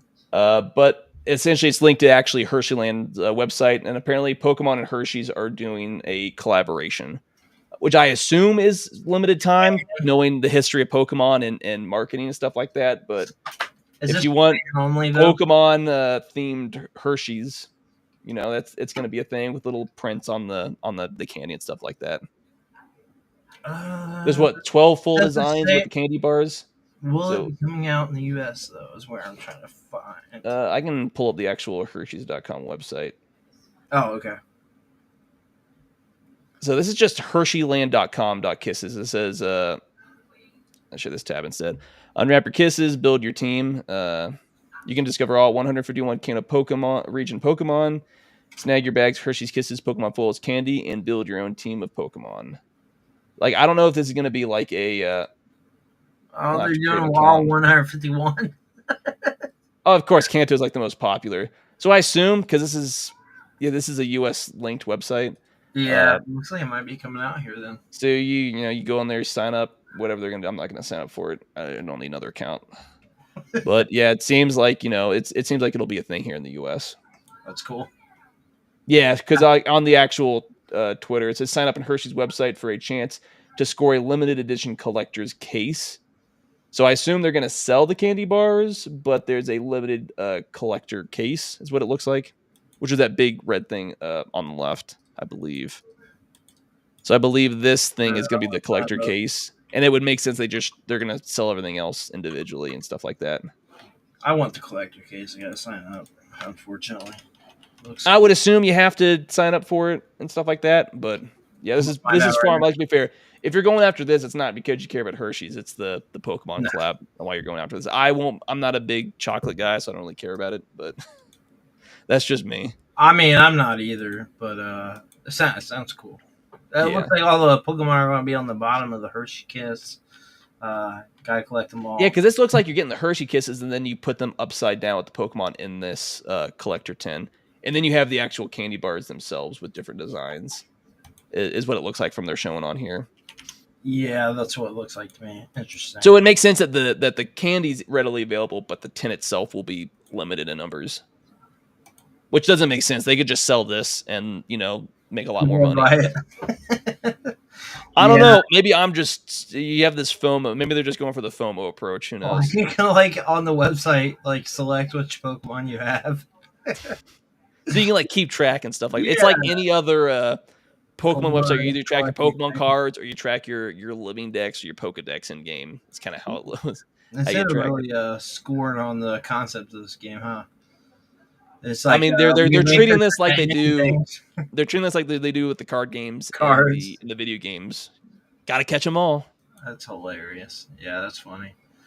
Even though, to be fair, looking back on it, I think the decision to go away from the national decks in their games makes a lot more sense. Could you imagine trying to collect 1,000 Pokemon in a single game? That would take forever. Oh my god! Yeah, it's overwhelming. Yeah. I can't get people going. Unless you already have them at home, you can just transfer them over and then transfer them back to catch them in game. 1,000, the 400 or 500, the 500 or 600 that were in Scarlet and Violet were a pain to catch because you had 3 different Pokedexes, and a lot of the base 400 in the original Pokedex were in the other 2, but there's still a lot you had to catch and stuff like that. I'm going to go back and replay with Violet because I only played through Scarlet. Just to do it now that it runs well and stuff like that. So I don't even know if I wanted to do the Pokedex. I don't even know if I want to do that, to be honest with you. I just kind of it's a grind. It's a grind. It doesn't sound fun to do the national deck because you kind of catch them as you're going around and stuff like that. And if you're just doing the Pokedex. Just doing the Pokedex is not a big of a thing if you were doing the living dex is a bigger pain. Because the living dex means if it's a 3 evolution line, you need all 3 of those Pokemon. Where if you're just going for the Pokedex, you just get the 1 and level it all the way up. Yeah, that doesn't sound super fun to me now at this point. Maybe if we were talking Gen 3, Gen 4 max or whatever, but Scarlet and Violet's probably one of the Scarlet and Violet's easier to complete a Pokedex, say in Heart Gold, Soul Silver, where you need 3 different games. First of all, you need all the Gen 4 games and potentially Emerald if you don't want to spend a whole year doing whatever the crap is in the Safari Zone, which is, to me, a joke how that's built. But some of the old games, just to complete the Pokedex, is you need multiple games of different generations to trade back and forth. Where with this one, you just need Scarlet and Violet, and you can complete the Pokedex with those 2 games. I actually, funny enough, I actually thought about going back and replaying Crystal, the original version, obviously the only version of Crystal, on the Analog Pocket or the Chromatic or one of those, just because I absolutely loved Gold, Silver, and Crystal. Still my favorite gen as a whole. Because I was Gen 1, I love it. I do love it so much, but Gen 2 I think is my favorite generation as a whole. Johto, it's fun, but the Gen 2 and even the Gen 2 remakes have a lot of problems when you're playing through. One, there's an ungodly amount of grind if you want to beat Red because the level scaling is a legit problem in that game, even with the remakes.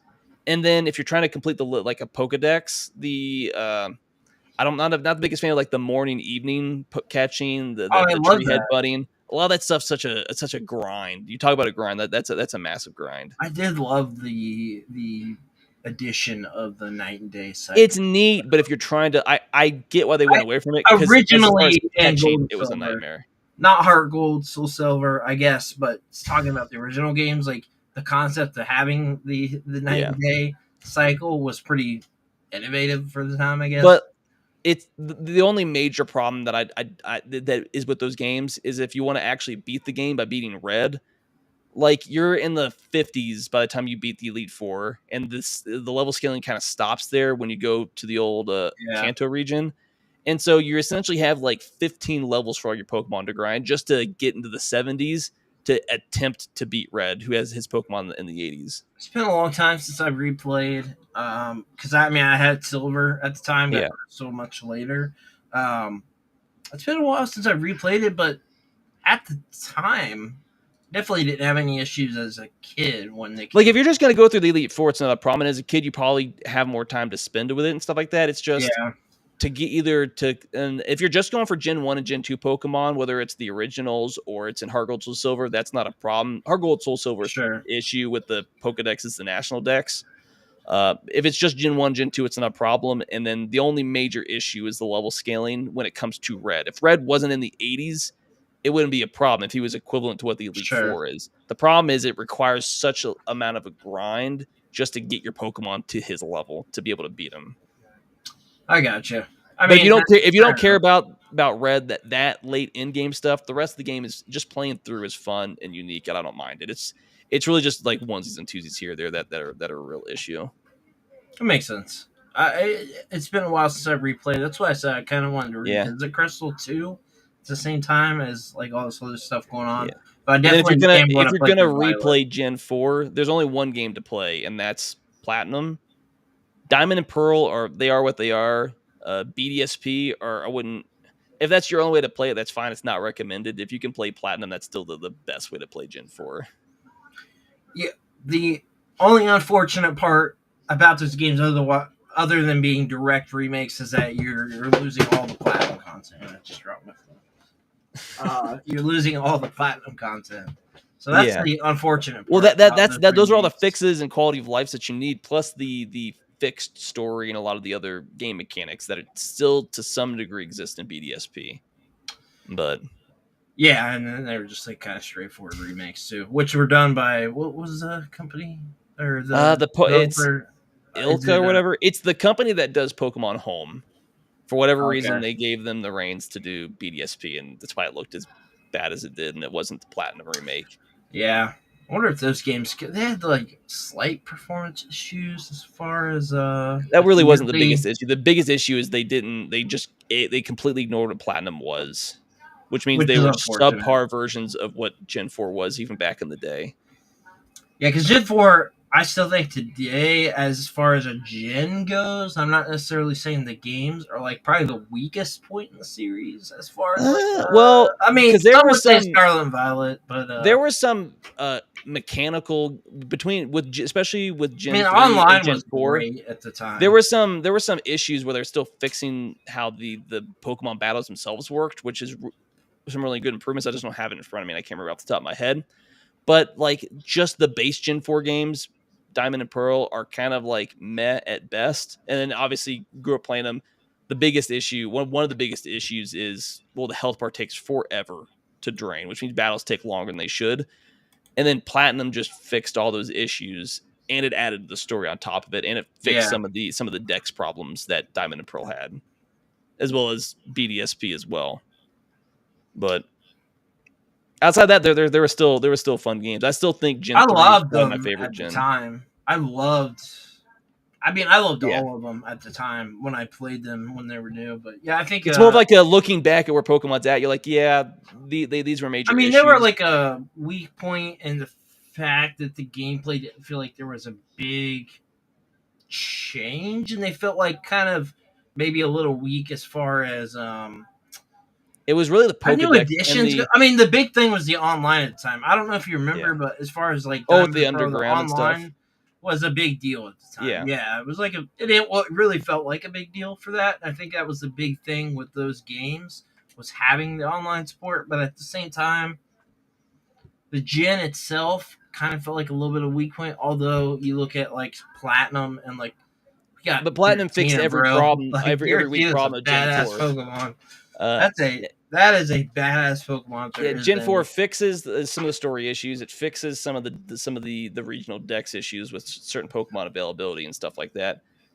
And then you got, well, at the time, Gen 5, which was kind of meh at the time. Looking back, Black and White, really good games. I like the concept of you're just stuck with just that Gen Pokemon base game, which I think is a really unique concept. And then obviously post game, you can you have the national decks. Which looking back, but even in retrospective, people say the series peaked with Gen 5, and it was kind of a steady downhill since then. I do think it's one of the best for sure, especially if you play Black 2, White 2. From the story to the decks to the post game of those games. If I take nostalgia out of the question, because I still play I don't have nostalgia for Gen 5 because I've only recently got the games. I do. I do have nostalgia attached to them. But I think as Gen, I think they're great. I still say they're some of the best games in the whole series. Like if you're to go back and play, you want to play some classic Pokemon that in that style. Yeah, some of the best. I'll say this. From what I've experienced, the only games I would put above Legends Arceus would be the Gen 5 games. I'll just put Gen 5 as a whole. Platinum and Emerald be the only games above it. And if you had to pick between Black and White or Black and White 2, I'd say Black and White 2 are arguably just better games. I think 100% 2 and stuff like that. Yeah, but those are the only games, and Platinum and Emerald are essentially better versions of their gen where they fix a lot of issues and they expand the story. It's back what they used to do with the third game, where it just fixed every issues and expanded upon it. And to be fair, Gen 3 has a lot of nostalgia to it for me because I didn't play Platinum until here recently, so I don't have that time. Of those games, Emerald's the only one I played as a kid growing up, so it's the only one I have 100% nostalgia to. I played Diamond growing up, but I never played Platinum, and Platinum feels like a very different game to Diamond and Pearl at times. It's funny. So I got Pokemon Ruby, and I didn't play Emerald for, I think, like it might have been 4 or 5 years later. That's the only version of that game I already had. Pearl, Diamond and Pearl were already out. And it's why I love Rayquaza, however you say his name. Oh, he's one of the most badass Pokemon. Rayquaza, as I've always said. It's still one of the most popular legendaries out there.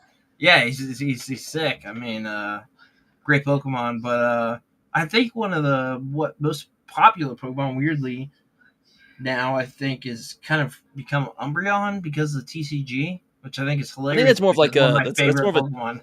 TCG thing, but the Umbreon and those Gen 2 evolutions are still really popular even to today. It's weird because when I kind of like those Pokemon. Yeah, because what Gen 4 had Leafeon and Glaceon, and I really like Glaceon. The problem is Ice Pokemon are just terrible, so you don't ever use them. Ice ones are good, but Ice Pokemon are just not good to play with. I mean, is it fair to say? I would say personally that both Umbreon and Espeon are the best evolutions. That's how I feel. That's how. And their design, between design and if you take gameplay and stuff into account, then yeah, they're really powerful Pokemon. Yeah, Umbreon's kind of, not Umbreon. Esperon's kind of underrated a little bit, I think, and I think it's a great evolution. So Psychic aren't as overpowered as they used to be with Dark and some other stuff. When they came out in Gen 2, Psychic was really strong, so Espeon was really strong. But with I think Dark, with Dark type becoming more prevalent and they adding different types and how everything's kind of changed, I think Umbreon's just remained probably one of the stronger evolutions out there if you're trying to just use them. Yeah, for sure. Simple, but it works. Yeah, 100%. So we got next. Actually, we talked about Space Marine 2 earlier. This one, I don't know if you know anything about this, Mark, because I didn't know anything about this happening, but apparently Space Marine Remaster has been flooded with negative reviews. Which means they immediately know, but that means something happened with that game that they either was bad or they changed something that people didn't like.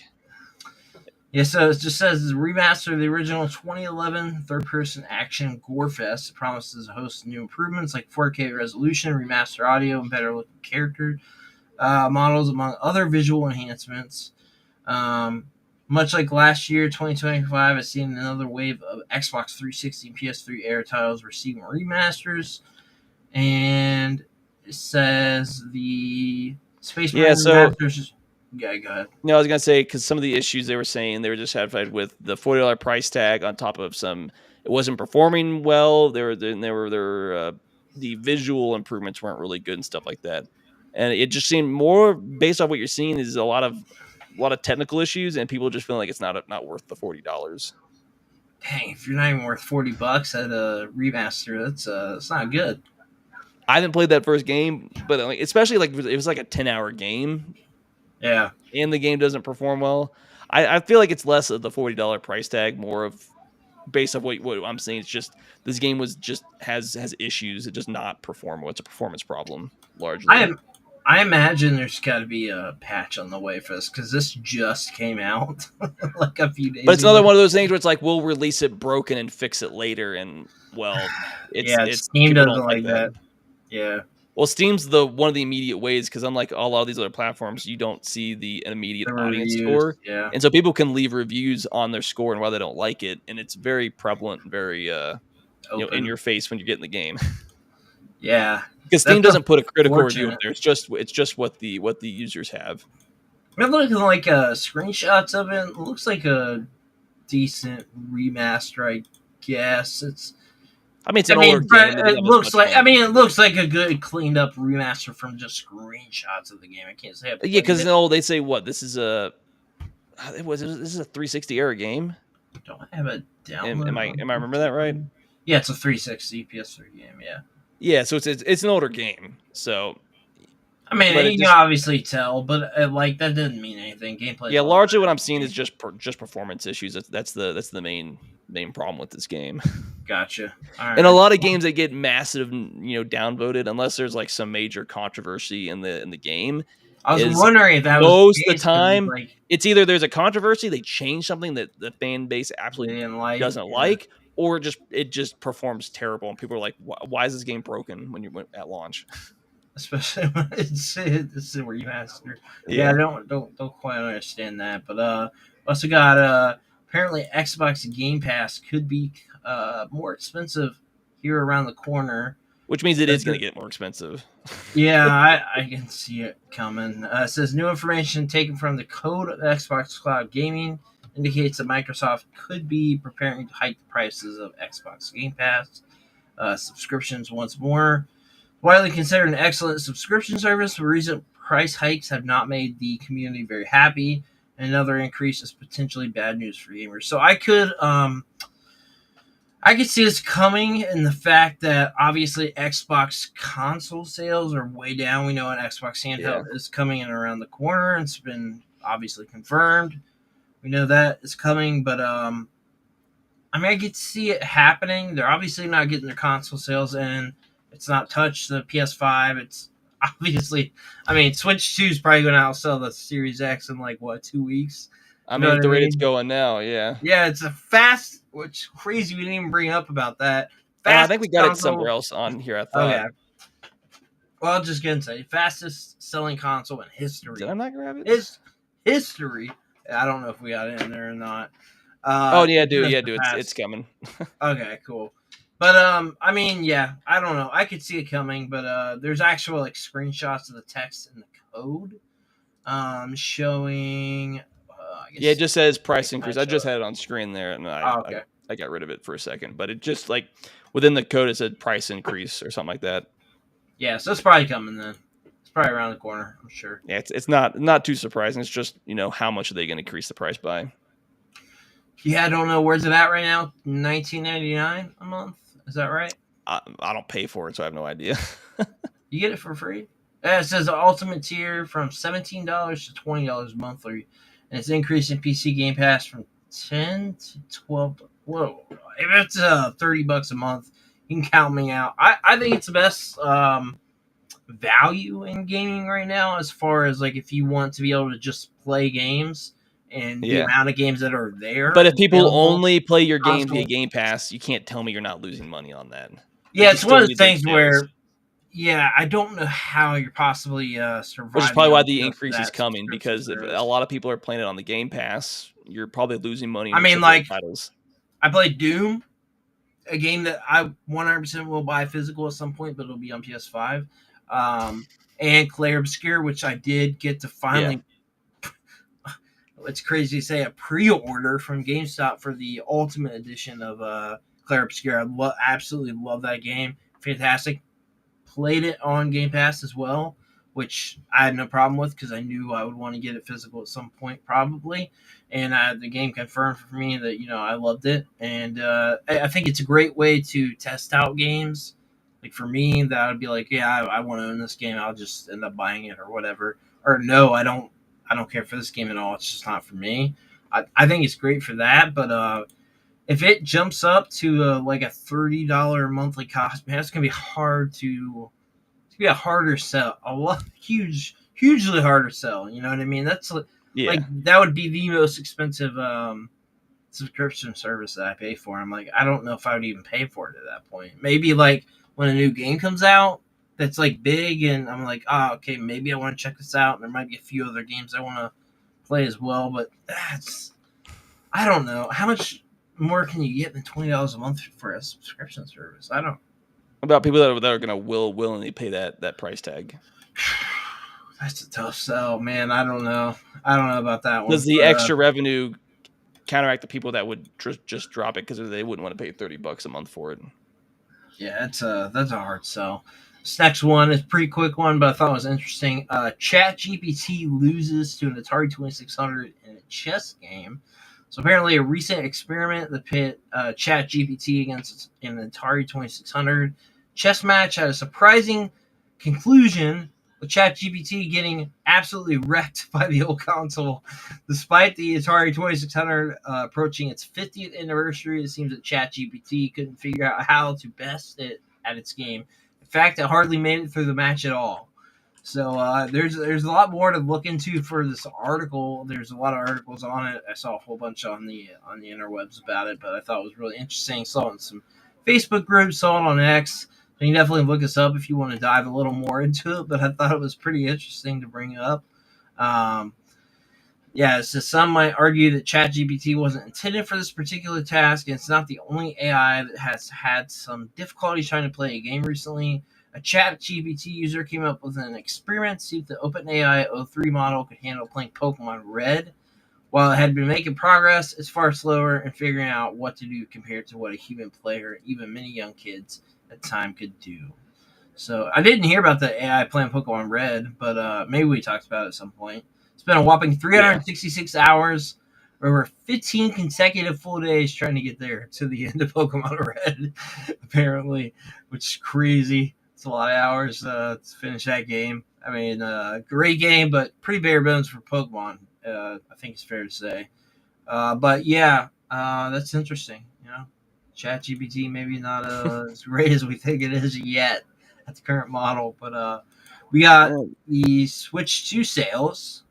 And so what the Switch is this is posted by Nintendo of America that it sold over 3.5 million units worldwide in its first 4 days. Which they say has become the fastest selling Nintendo hardware globally, but in that time span, I think it's the fastest selling console of all time. Which crazy because it was posted later. So the Switch 2 in the first 4 days, 3.5 million. The Switch 1 in 4 weeks sold 2.7 million. They say the PS4 in 6 weeks sold 4.2 million, and the PS5 in 7 weeks sold 4.4 million. So I don't know if it's going to maintain that number of sales, but it's in its first year, it's probably going to break easily 10 million. But you take the first 7 weeks of the PS5 at 4.4 million units and 4 days for the Switch 2 at 3.5. I gotta say that's probably going to. I think it's fair to say that that's going to potentially outsell the PS5 for sure. I think it's fair to say it's probably going to outsell the PS4. But could it outsell the PS1? Because let's be fair, the PS2. You mean the PS2? No, not the PS2. Sorry, I meant because I think the Switch One's is more than likely it's right there to beat it. But it's close. Can it outsell the? It's selling fast, but can it maintain the momentum that the Switch 1 had?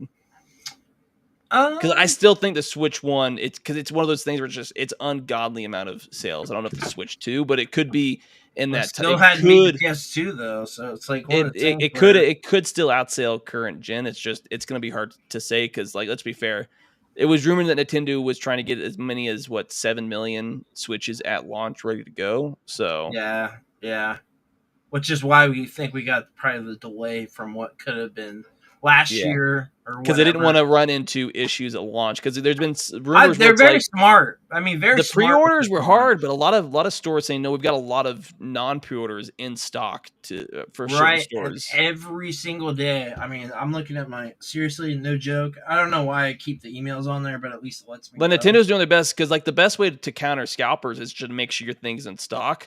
So it's like we have a lot of these. We're gonna release X amount for Look, pre-orders, and then we're gonna just steadily every week release more consoles. So they're constantly being restocked, I'll just essentially. show this. This is like my email right now. It's not showing anything, right? Yeah, it's not showing anything. Switch 2 in stock. Switch 2 Pro Controller in stock. In and out of stock every single day. Yeah, I got notifications, emails about it going in and out of stock. So like the stock is there, and that's crazy for the launch of what we had seen. I would say it's fair to say the last 5 years, because 2020 we had the launch of Series X, and then like 3 days later, PS5, and you couldn't find those units anywhere in stores. Of course, there was the pandemic going on, but I think that Nintendo plays it smart in having the actual units ready at launch to be yeah, able to sell. And like, I'm getting stock notifications, and they're still selling out. You know what I mean? yeah. All And then day, there's every day. also kind of shows that uh, I don't know, it's probably not the best way to say it, but it felt like the hate boner that some people on the internet have for the Switch Nintendo is really truly just not showing. Like enough people Not just don't care, and they're like, it's more the Switch 1, just better. It's like all you really wanted out of it. Bro, I talked to one person that's a big gamer and another Yeah, YouTuber who has refused to buy the Switches too. Everybody else has it. One person, and she's like, I'm not getting it yet because there's nothing at launch that I want to play. She's super into JRPGs. She's like, the one game I want to play, which is Rune Factory, is actually a Switch 2 game that's playable on Switch 1. It's like she bought the Switch 2 copy, can play it on her Switch 1, doesn't care. yeah, I And get that's that. the Like, let's be only fair, there's not a person. lot. It's really just Mario Kart, and you can play Switch 1 games better. But you've Yeah, got Donkey Kong around the corner, and then obviously you've got you got Pokemon coming in the fall, and you got Metroid yeah. Prime 4 coming as well. So Yeah, there's stuff I could coming. see like if you want to wait till the holiday season when there's more to play, or just get it a year later when it's easier to find and there's more first party games out for it. That makes sense as well. I mean, I think it's fair to say this holiday season though will be a huge boom for this, because Well, that's because when you also have the like sales are going to the console. you'll have 4 first party games. One, you could probably at that point still get in a bundle on top of some of the other games coming out. Because Yeah, like trust me, Pokemon ZA is going to be it's like going to probably be one of huge the biggest seller. games. Yeah, We'll see how Donkey Kong does, and then Metroid's always historically not performed well, but hopefully Prime 4 will sell I think decently. I hope it does great, because I just want to see more Metroid, and Yeah, hope Donkey Kong does great, because I think, I mean, the first 3D Donkey Kong that we've had in however many years, since the 64. So I hope it does well. I've already got that pre-ordered. I couldn't pre-order Metroid Prime 4 yet or anything. Legends Z8 got a pre-order from Pokemon Center. Getting the plushies. Can't wait for that. You getting the little plushies. It's cool though. I've gotten Legends Arceus there, getting the Arceus plushie, and they did it for Brilliant Diamond Shining Pearl, where you get all 3 starters. So it was kind of cool, not because nice. they've continued. If you pre-order there, you get all 3 plus their starter plushies for that game, which is kind of, weird. The starter lineup for that game, but yeah, I mean, pretty cool. I'm definitely excited. I do get some of the people. There's been like a few other people I've seen say stuff about, like, there's nothing there I want at launch. I don't care about Mario Kart. Fair enough. Yeah, If you only care about like AAA games or the big Nintendo titles, you don't care about Mario Kart. Not time for you yet. Wait till next year when you've already got 5, 6 bangers lined up to play. Donkey Kong, Metroid yeah. Prime 4, Pokemon Legends EA, all that stuff. Because as the only other incentive is you can play, a lot of these other games that will just play better. But if you already played them, you don't care to go back and replay them. That's not an incentive. Then you don't have that reason to get it at launch. Some of the big booms coming up that we know are going to be coming. Obviously, the Pokemon game, huge boom for Pokemon fans. But once we get to new Animal Crossing, that's going to be huge. Once we get the new 3D Mario, that's going to be huge. But I would say the Pokemon and the Animal Crossing, like the communities for those games, massive.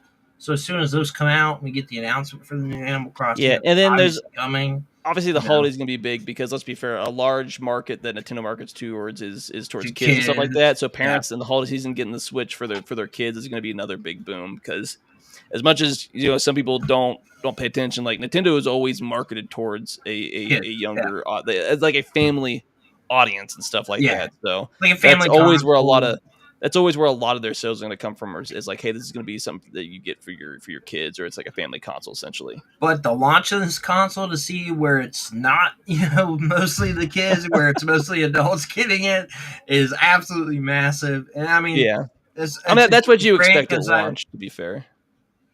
Yeah, I mean, huge launch though. Absolutely huge launch for the biggest or fastest selling console in history. Crazy. I mean, I guess I didn't expect that. I expected a lot of units to be sold. The naysayers, it's always like they stand out more than the people that are kind of celebrating the upcoming console. Always happens. It seems like now anyway, and in social media history. But sometimes it's hard to tell, because sometimes the criticism is legit and it shows, and other times it's just people. You could argue nitpicking or I mean, the biggest criticism was the $80 Mario Kart World, right? Yeah, the console was a fair price. I get it. $80 hard to swallow, and I don't. Let's be fair. You blame Nintendo because they're the first to do it, and whether it's right or not, that's a whole other argument. But we've known for a while the industry's been trying to increase the prices. Potentially $100 GTA 6. Well, and that's I get it. Nintendo's just the first ones to do it, at least with the Mario Kart. But then again, there was an incentive to get the bundles where it's $50. Yeah. So that's one of the. It's like a give and take, depending on if you want it physical or not. You get the full 80, but Nintendo was like, it's 80, but we're trying to sell it to a lot of people at 50. So I don't know. Pick your poison with that. And to be fair, like there's going to be plenty of other, just like Switch One, where there was like 6 different, and they're all like they look different. Mario Kart 8 Deluxe bundles, like they did different holiday bundles. Here's the New Year's holiday bundle. The box looks different, or it's got a different sticker. So you got to feel like it's 80, but a lot of people probably aren't going to be paying that $80 price tag unless they just want the physical. Because let's be fair, most people aren't as sold on I need the physical media as in I just want to play the game. I don't care about the digital. I would say like 95% of people now this morning. Like some people might prefer to have the option for physical, but they'll still buy certain games digital unless they really care about it. Bro, the only games not on a game keycard launch, Mario Kart World, Rune Factory, and what was the other one? Cyberpunk. Yeah, at that point, why even get the game card? Just buy it at that point. The next one we know about besides the Nintendo games is, which I already have pre-ordered, is Daemon X Machina. The next one for that's the only one we know about. All the others, game key cards, Split Fiction, freaking everything else that launches. So at that point, why even bother? You just be better off just buying it on the Switch. That's why the only things I bought at launch were all of the non-game key cards. I bought Rune Factory, which is a game I played the most of, Cyberpunk, and Mario Kart World with the bundle. So I mean, it's one of those things like what if you care, you don't care. I mean, for us, it's like, why would we buy that at that point? Just get it digital. But I mean, to be fair, they don't care. For me, like I only ever really buy first party games because if I can play it on PC, that's for me the preferred way to play it.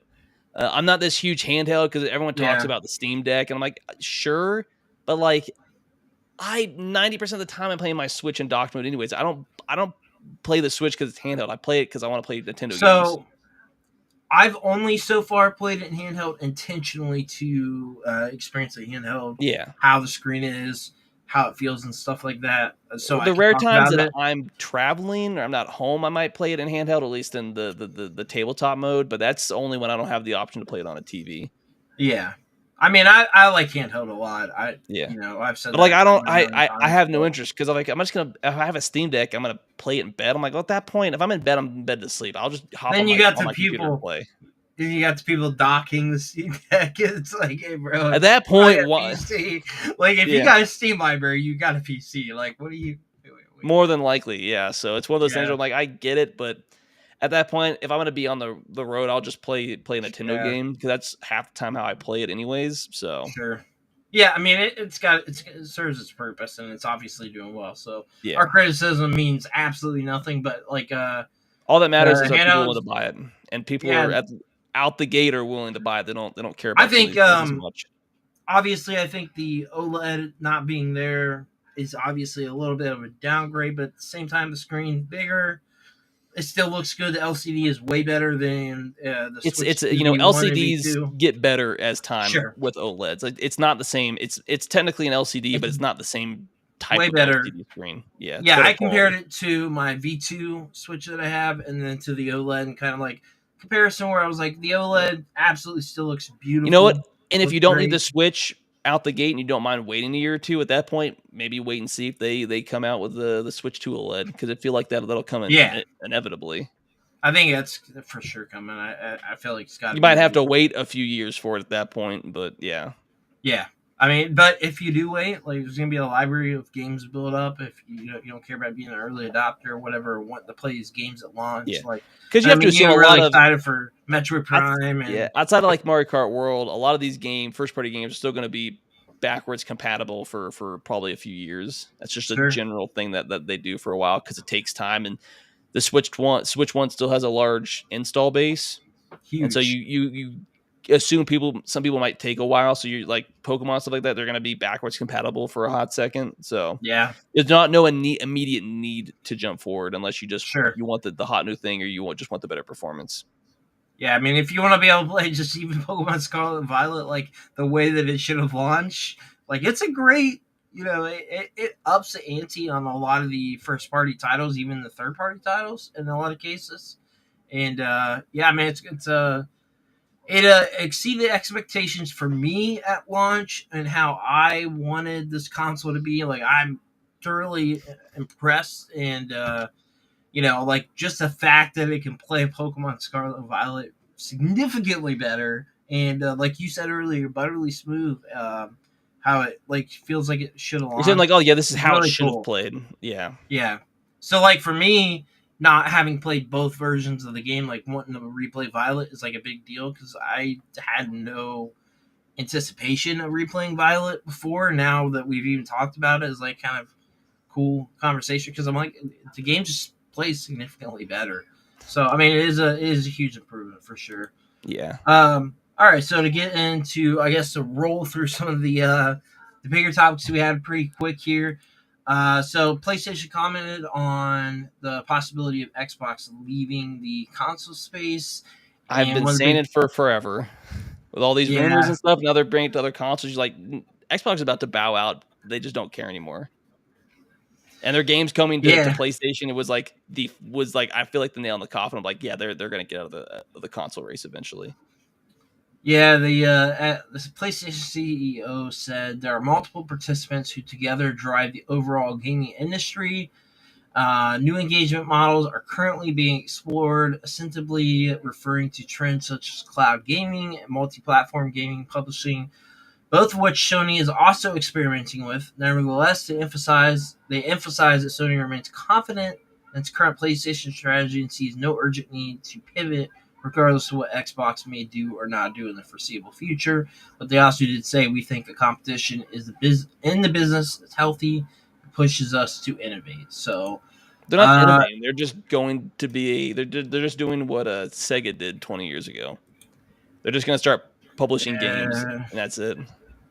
they bought up so many game studios, and it's like, what? And still nothing's come out. You spent all this money, and it's been 2 years, and you have nothing to Oblivion show for it. remastered. That's like I their first mean, big game published. Doom. But I mean, like, if you think about kind of before that, what Starfield was the big one. That That was was a the big, flop. big one where it was like, yeah, this game, I was really excited for it, and And what then you it realize, went like, oh, down. this is not a good game. Yeah, I knew within the first hour or two of playing that game that I was like, oh yeah, this game is not what I Yeah, hoped it was going to unfortunately. be. Unfortunately, I mean, I really wish it was a successful game. I don't wish that it Yeah. wasn't, but unfortunately, I was pretty let down. Also, it says that PlayStation seems to be making a big change in the Steam games, which has obviously come on from the fact of the Stellar Blade sales on PC, but also looks like talking about some of the sales with Helldivers 2, Marvel Spider-Man 2, God of War Ragnarok, and Last of Us Part 2 Yeah, there's a remastered. big market on PC that just really only play on PC, or if that's the option. So like you're Yeah, ignoring a large market. So and it makes sense. I mean, you even look at what they're doing with Stellar Blade. I'm like, that game made a lot of money on the PS5, and now it's just hitting insane numbers, on Steam as well. Obviously, it's not going to maintain those numbers a month from now because it's a single player game, and you play through and you're yeah. I done, you mean, move on. But just because they're not playing anymore, they still paid the money, they had a good time. Like, it's a popular game. And yeah. you I could mean, argue it this is the makes sense. first good PC port they've had, but you could argue the studio actually cared to deliver a good game at launch on PC. It wasn't a cheap, poor port like a year later. Yeah, and then they commented about bringing PlayStation exclusive games on other platforms. Says they're taking a measured and very deliberate approach in doing that. And they're doing Uh, what they should have a while ago with the region restrictions, which is one of those yes, things yeah, with big this. deal. It was always stupid and pointless. You're like, why are you doing? Like, just remove this need. Like, you don't need. Yeah, Either allow them to make it online or change how your online servers work. yeah. It made no sense the Yeah. direction of that, what they were doing at all. Especially for Couldn't single player understand it. games. Like, I get the server based games if you want the cross Like platform. Helldivers 2 kind of made sense, I guess, if they were Just doing it allow that people way. to But make like a God of War Sony. Ragnarok, Just allow them to make a PlayStation profile on PC for this, or just remove that requirement, or just say you just can't play the online portion. But especially for single player games, it made no sense that they had this restriction when you it never made need no to play sense. online at all. Yeah. I mean, Spider-Man 2, God of War Ragnarok, Stellar Blade makes no sense at all to do that. All first, single player games, that's it. Helldivers 2, you can make the argument that that makes sense, I guess, for doing that. But it The wasn't fact it that wasn't there it at is a launch though, server-based game. so they didn't need it. That was the Yeah, problem. It wasn't even there at launch. They put it in like a month later, and but it was pointless because the game was playing just fine. So like, oh, Sony's yeah, stupid about this, and they're just deliberately shooting themselves in the foot. It's like, we don't want your money. Sorry. yeah, and then it looks like Hulse explained that for PlayStation single player games, Sony wants to be certain before allowing them on other platforms, as it wants players to experience these games in the best possible way. Meaning, they're talking about the new hardware, PS6. They're aware of how important these titles are, stating that there's such a point of differentiation for the PlayStation console, considering them real showcases of the performance. Top of this, Nishino went on to explain how PlayStation is constantly trying to understand players' behavior in order to deliver a good experience for them. He also added that the company is committed to its current strategy that will continue to observe what players need. Unclear whether this means Sony will launch some of the PlayStation exclusive hits on other platforms in the future, though it at least shows the company continues to have an open mind regarding exclusivity. So, yeah, I mean, I guess You know what's talking. crazy is What's that? you're like 2 to 3 years out from the PS6 being a thing. It doesn't even feel like the Yeah, PS5's been out that long. it doesn't. It really doesn't. 5 years doesn't feel like it's been 5 years. Doesn't feel like they've had the same game success they did with the PS4 with the game library. It just feels so much smaller. They didn't. I mean, obviously, it's And they've very been back apparent as supporting far the as like the PS4 for so AAA. long. Yeah, I mean, they did that. That was a. I said that a long time ago that was a stupid move to be releasing these games More than like 2 cross years, really. generation. Yeah, Yeah. yeah, for sure. And I hope At least your first party. You can't Push control Two what third doesn't do party that. does. But Right, 100%. Yeah, I mean, obviously, like things like limited run games, premium edition games, we want to continue to release like PS4 games for a while. It makes sense for those type of games, but when it comes to AAA games, I agree with you. 2 years, hard cutoff developed for the new console with the new hardware that can do better and bigger stuff, and let me experience those games and not have to worry about, oh, this is a PS4 game upgraded to PS5. I got better performance and like that's it. Like, oh, I could have just bought this on the Plus, PS4. with that issue, there's less of an incentive to even buy the PS5 if you can play most of these games on the 4, if not all of them.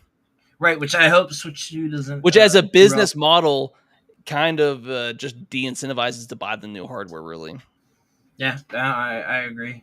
I definitely agree. I think 2 years is for me like hard cutoff. You've given like the 2 years for the people that may want to upgrade. People that maybe can't afford it or whatever at the time will get it later on when it's like on a sale or something like that. That makes total sense. Continue the sales of the console. But yeah, I mean, it's for me. It's like, yeah, you want that next generation or what would be the current generation 2 years in. If you ask me, it's not no longer next generation.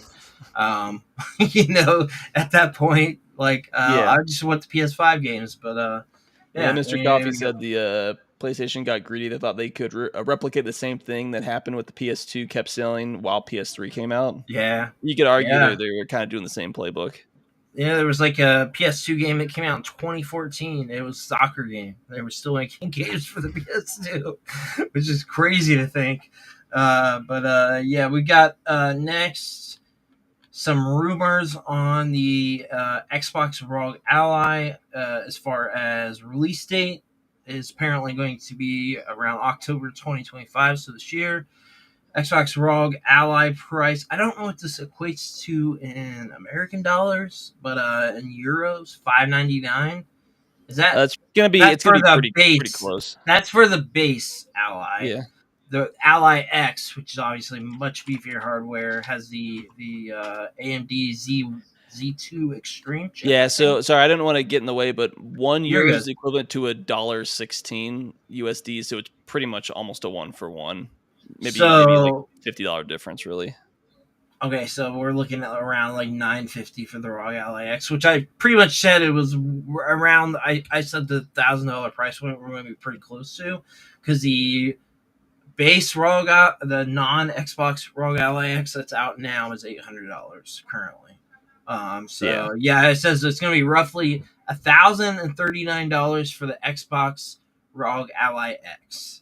Which is like the cost of like almost a mid-grade PC. At that point, you're paying a PC price at that point for even a low-end PC. That's a lot of money, bro, for a handheld. The differences in the two Xbox handheld systems lie in their processors and storage space. The Xbox Ally sporting the AMD Ryzen X2A processor and 512 gigabytes of storage. And the Xbox Ally has the AMD Ryzen Z2 Extreme processor and 1 terabyte of storage. So it is like apparently, according to AMD on the press thing, they put out like a significant improvement upon the chip on the base Ally. But yeah, man, like I guess there's a lot of PC handheld enthusiasts right now. So I mean, it's a big market, huge market right now. I think. But a market that the same Switch time dominates, apparently. Yeah, at the same time, it's like I don't know. This is a hard one to comment on because it's like the market's big for the handhelds, but that is a lot of money, and I said push $1,000. Like that's still the price of a console that you're still buying, essentially. So, bro, you can buy 2 Switches at that cost. If that is no, but that's the price of like the Xbox Series X or S or whatever they name their stuff now. Like that's the price of their current gen console for this handheld. Bro, so I assume I would hope it's still going to deliver. You get a Series X for $350 right now, so you can buy like 3 of those consoles. Well, they dropped the price down. I thought they increased the price. Yeah, bro, I see them on. So the Series S is $350, but I see the Series X on sale for $350 all the time right now. That's so no one's just buying MSRP. No, they're not selling. That's why they're on sale all the time. All right, maybe I'm getting it conflated with what the PS5 Pro is, which is like what, a $700-800 console.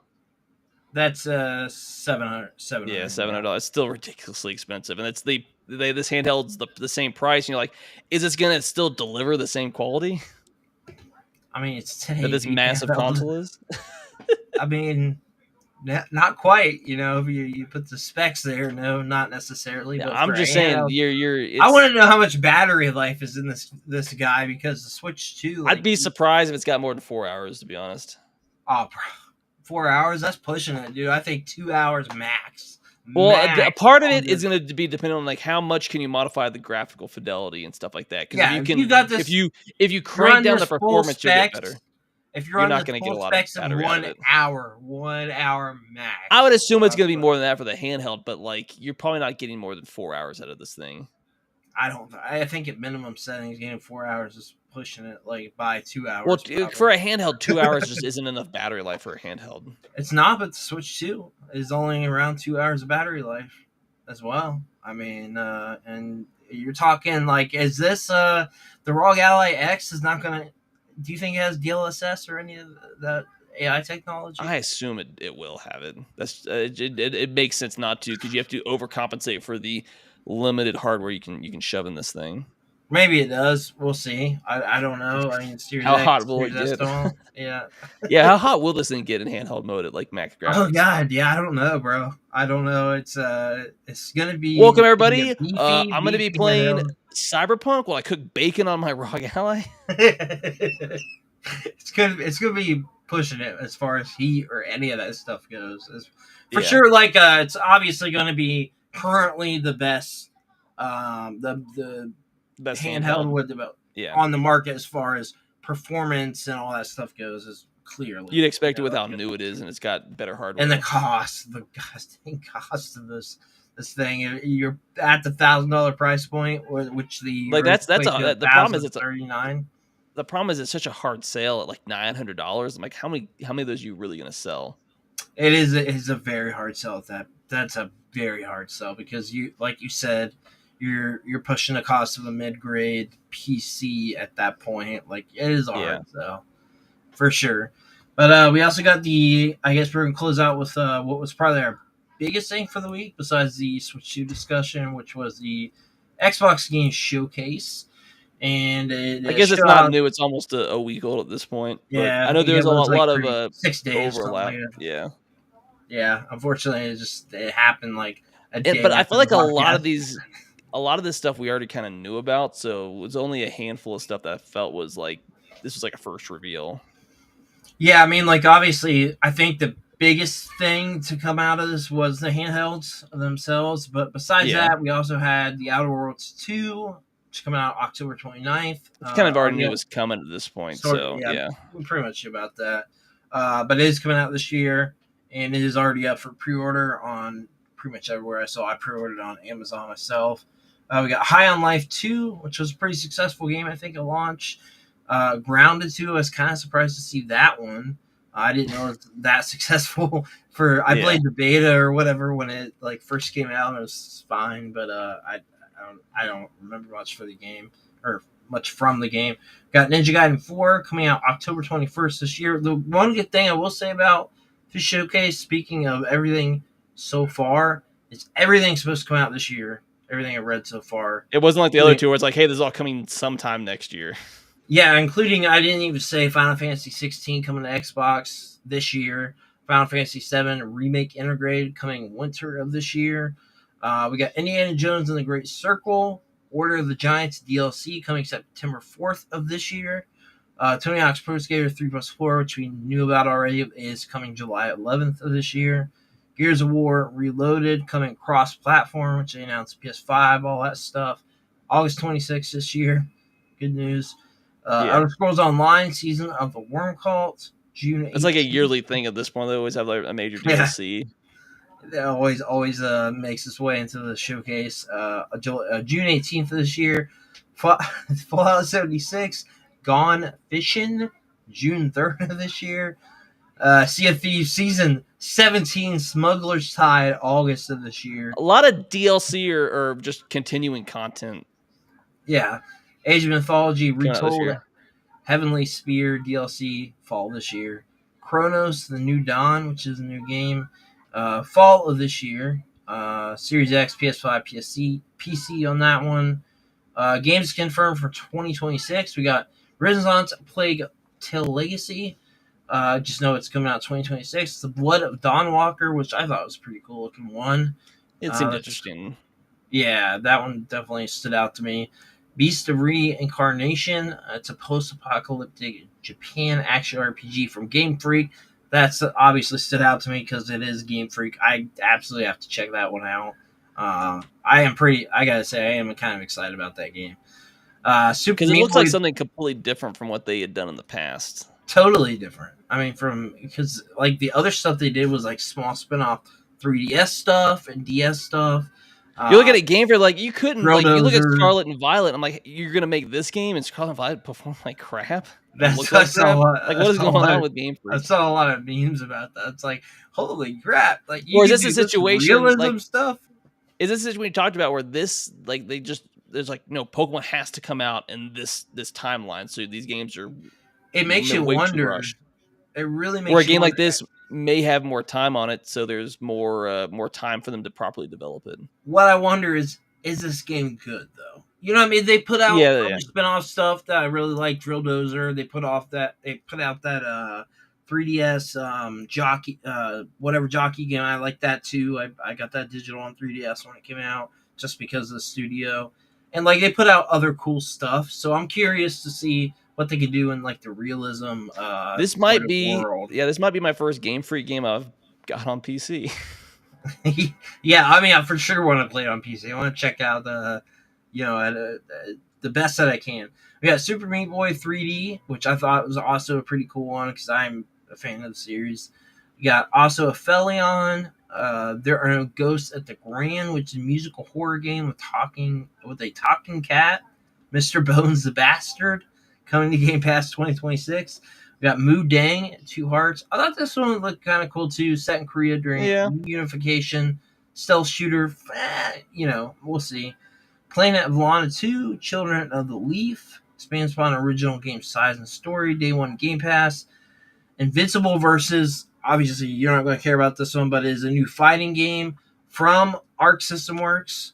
And because it's using the Invincible show. Yeah.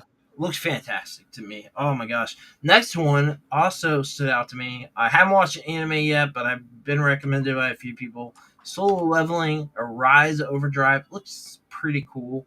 But it's like an anime. It's an anime game. Tie-in, so it'll either be good or it'll be trash. Yeah, one or the other. We also got Yananimo, which is a creature-catching RPG with PvP and PvE elements, including twinning, not confirmed for Game Pass. And one of the biggest to come out. When are they going to get sued by Nintendo? That's the real question.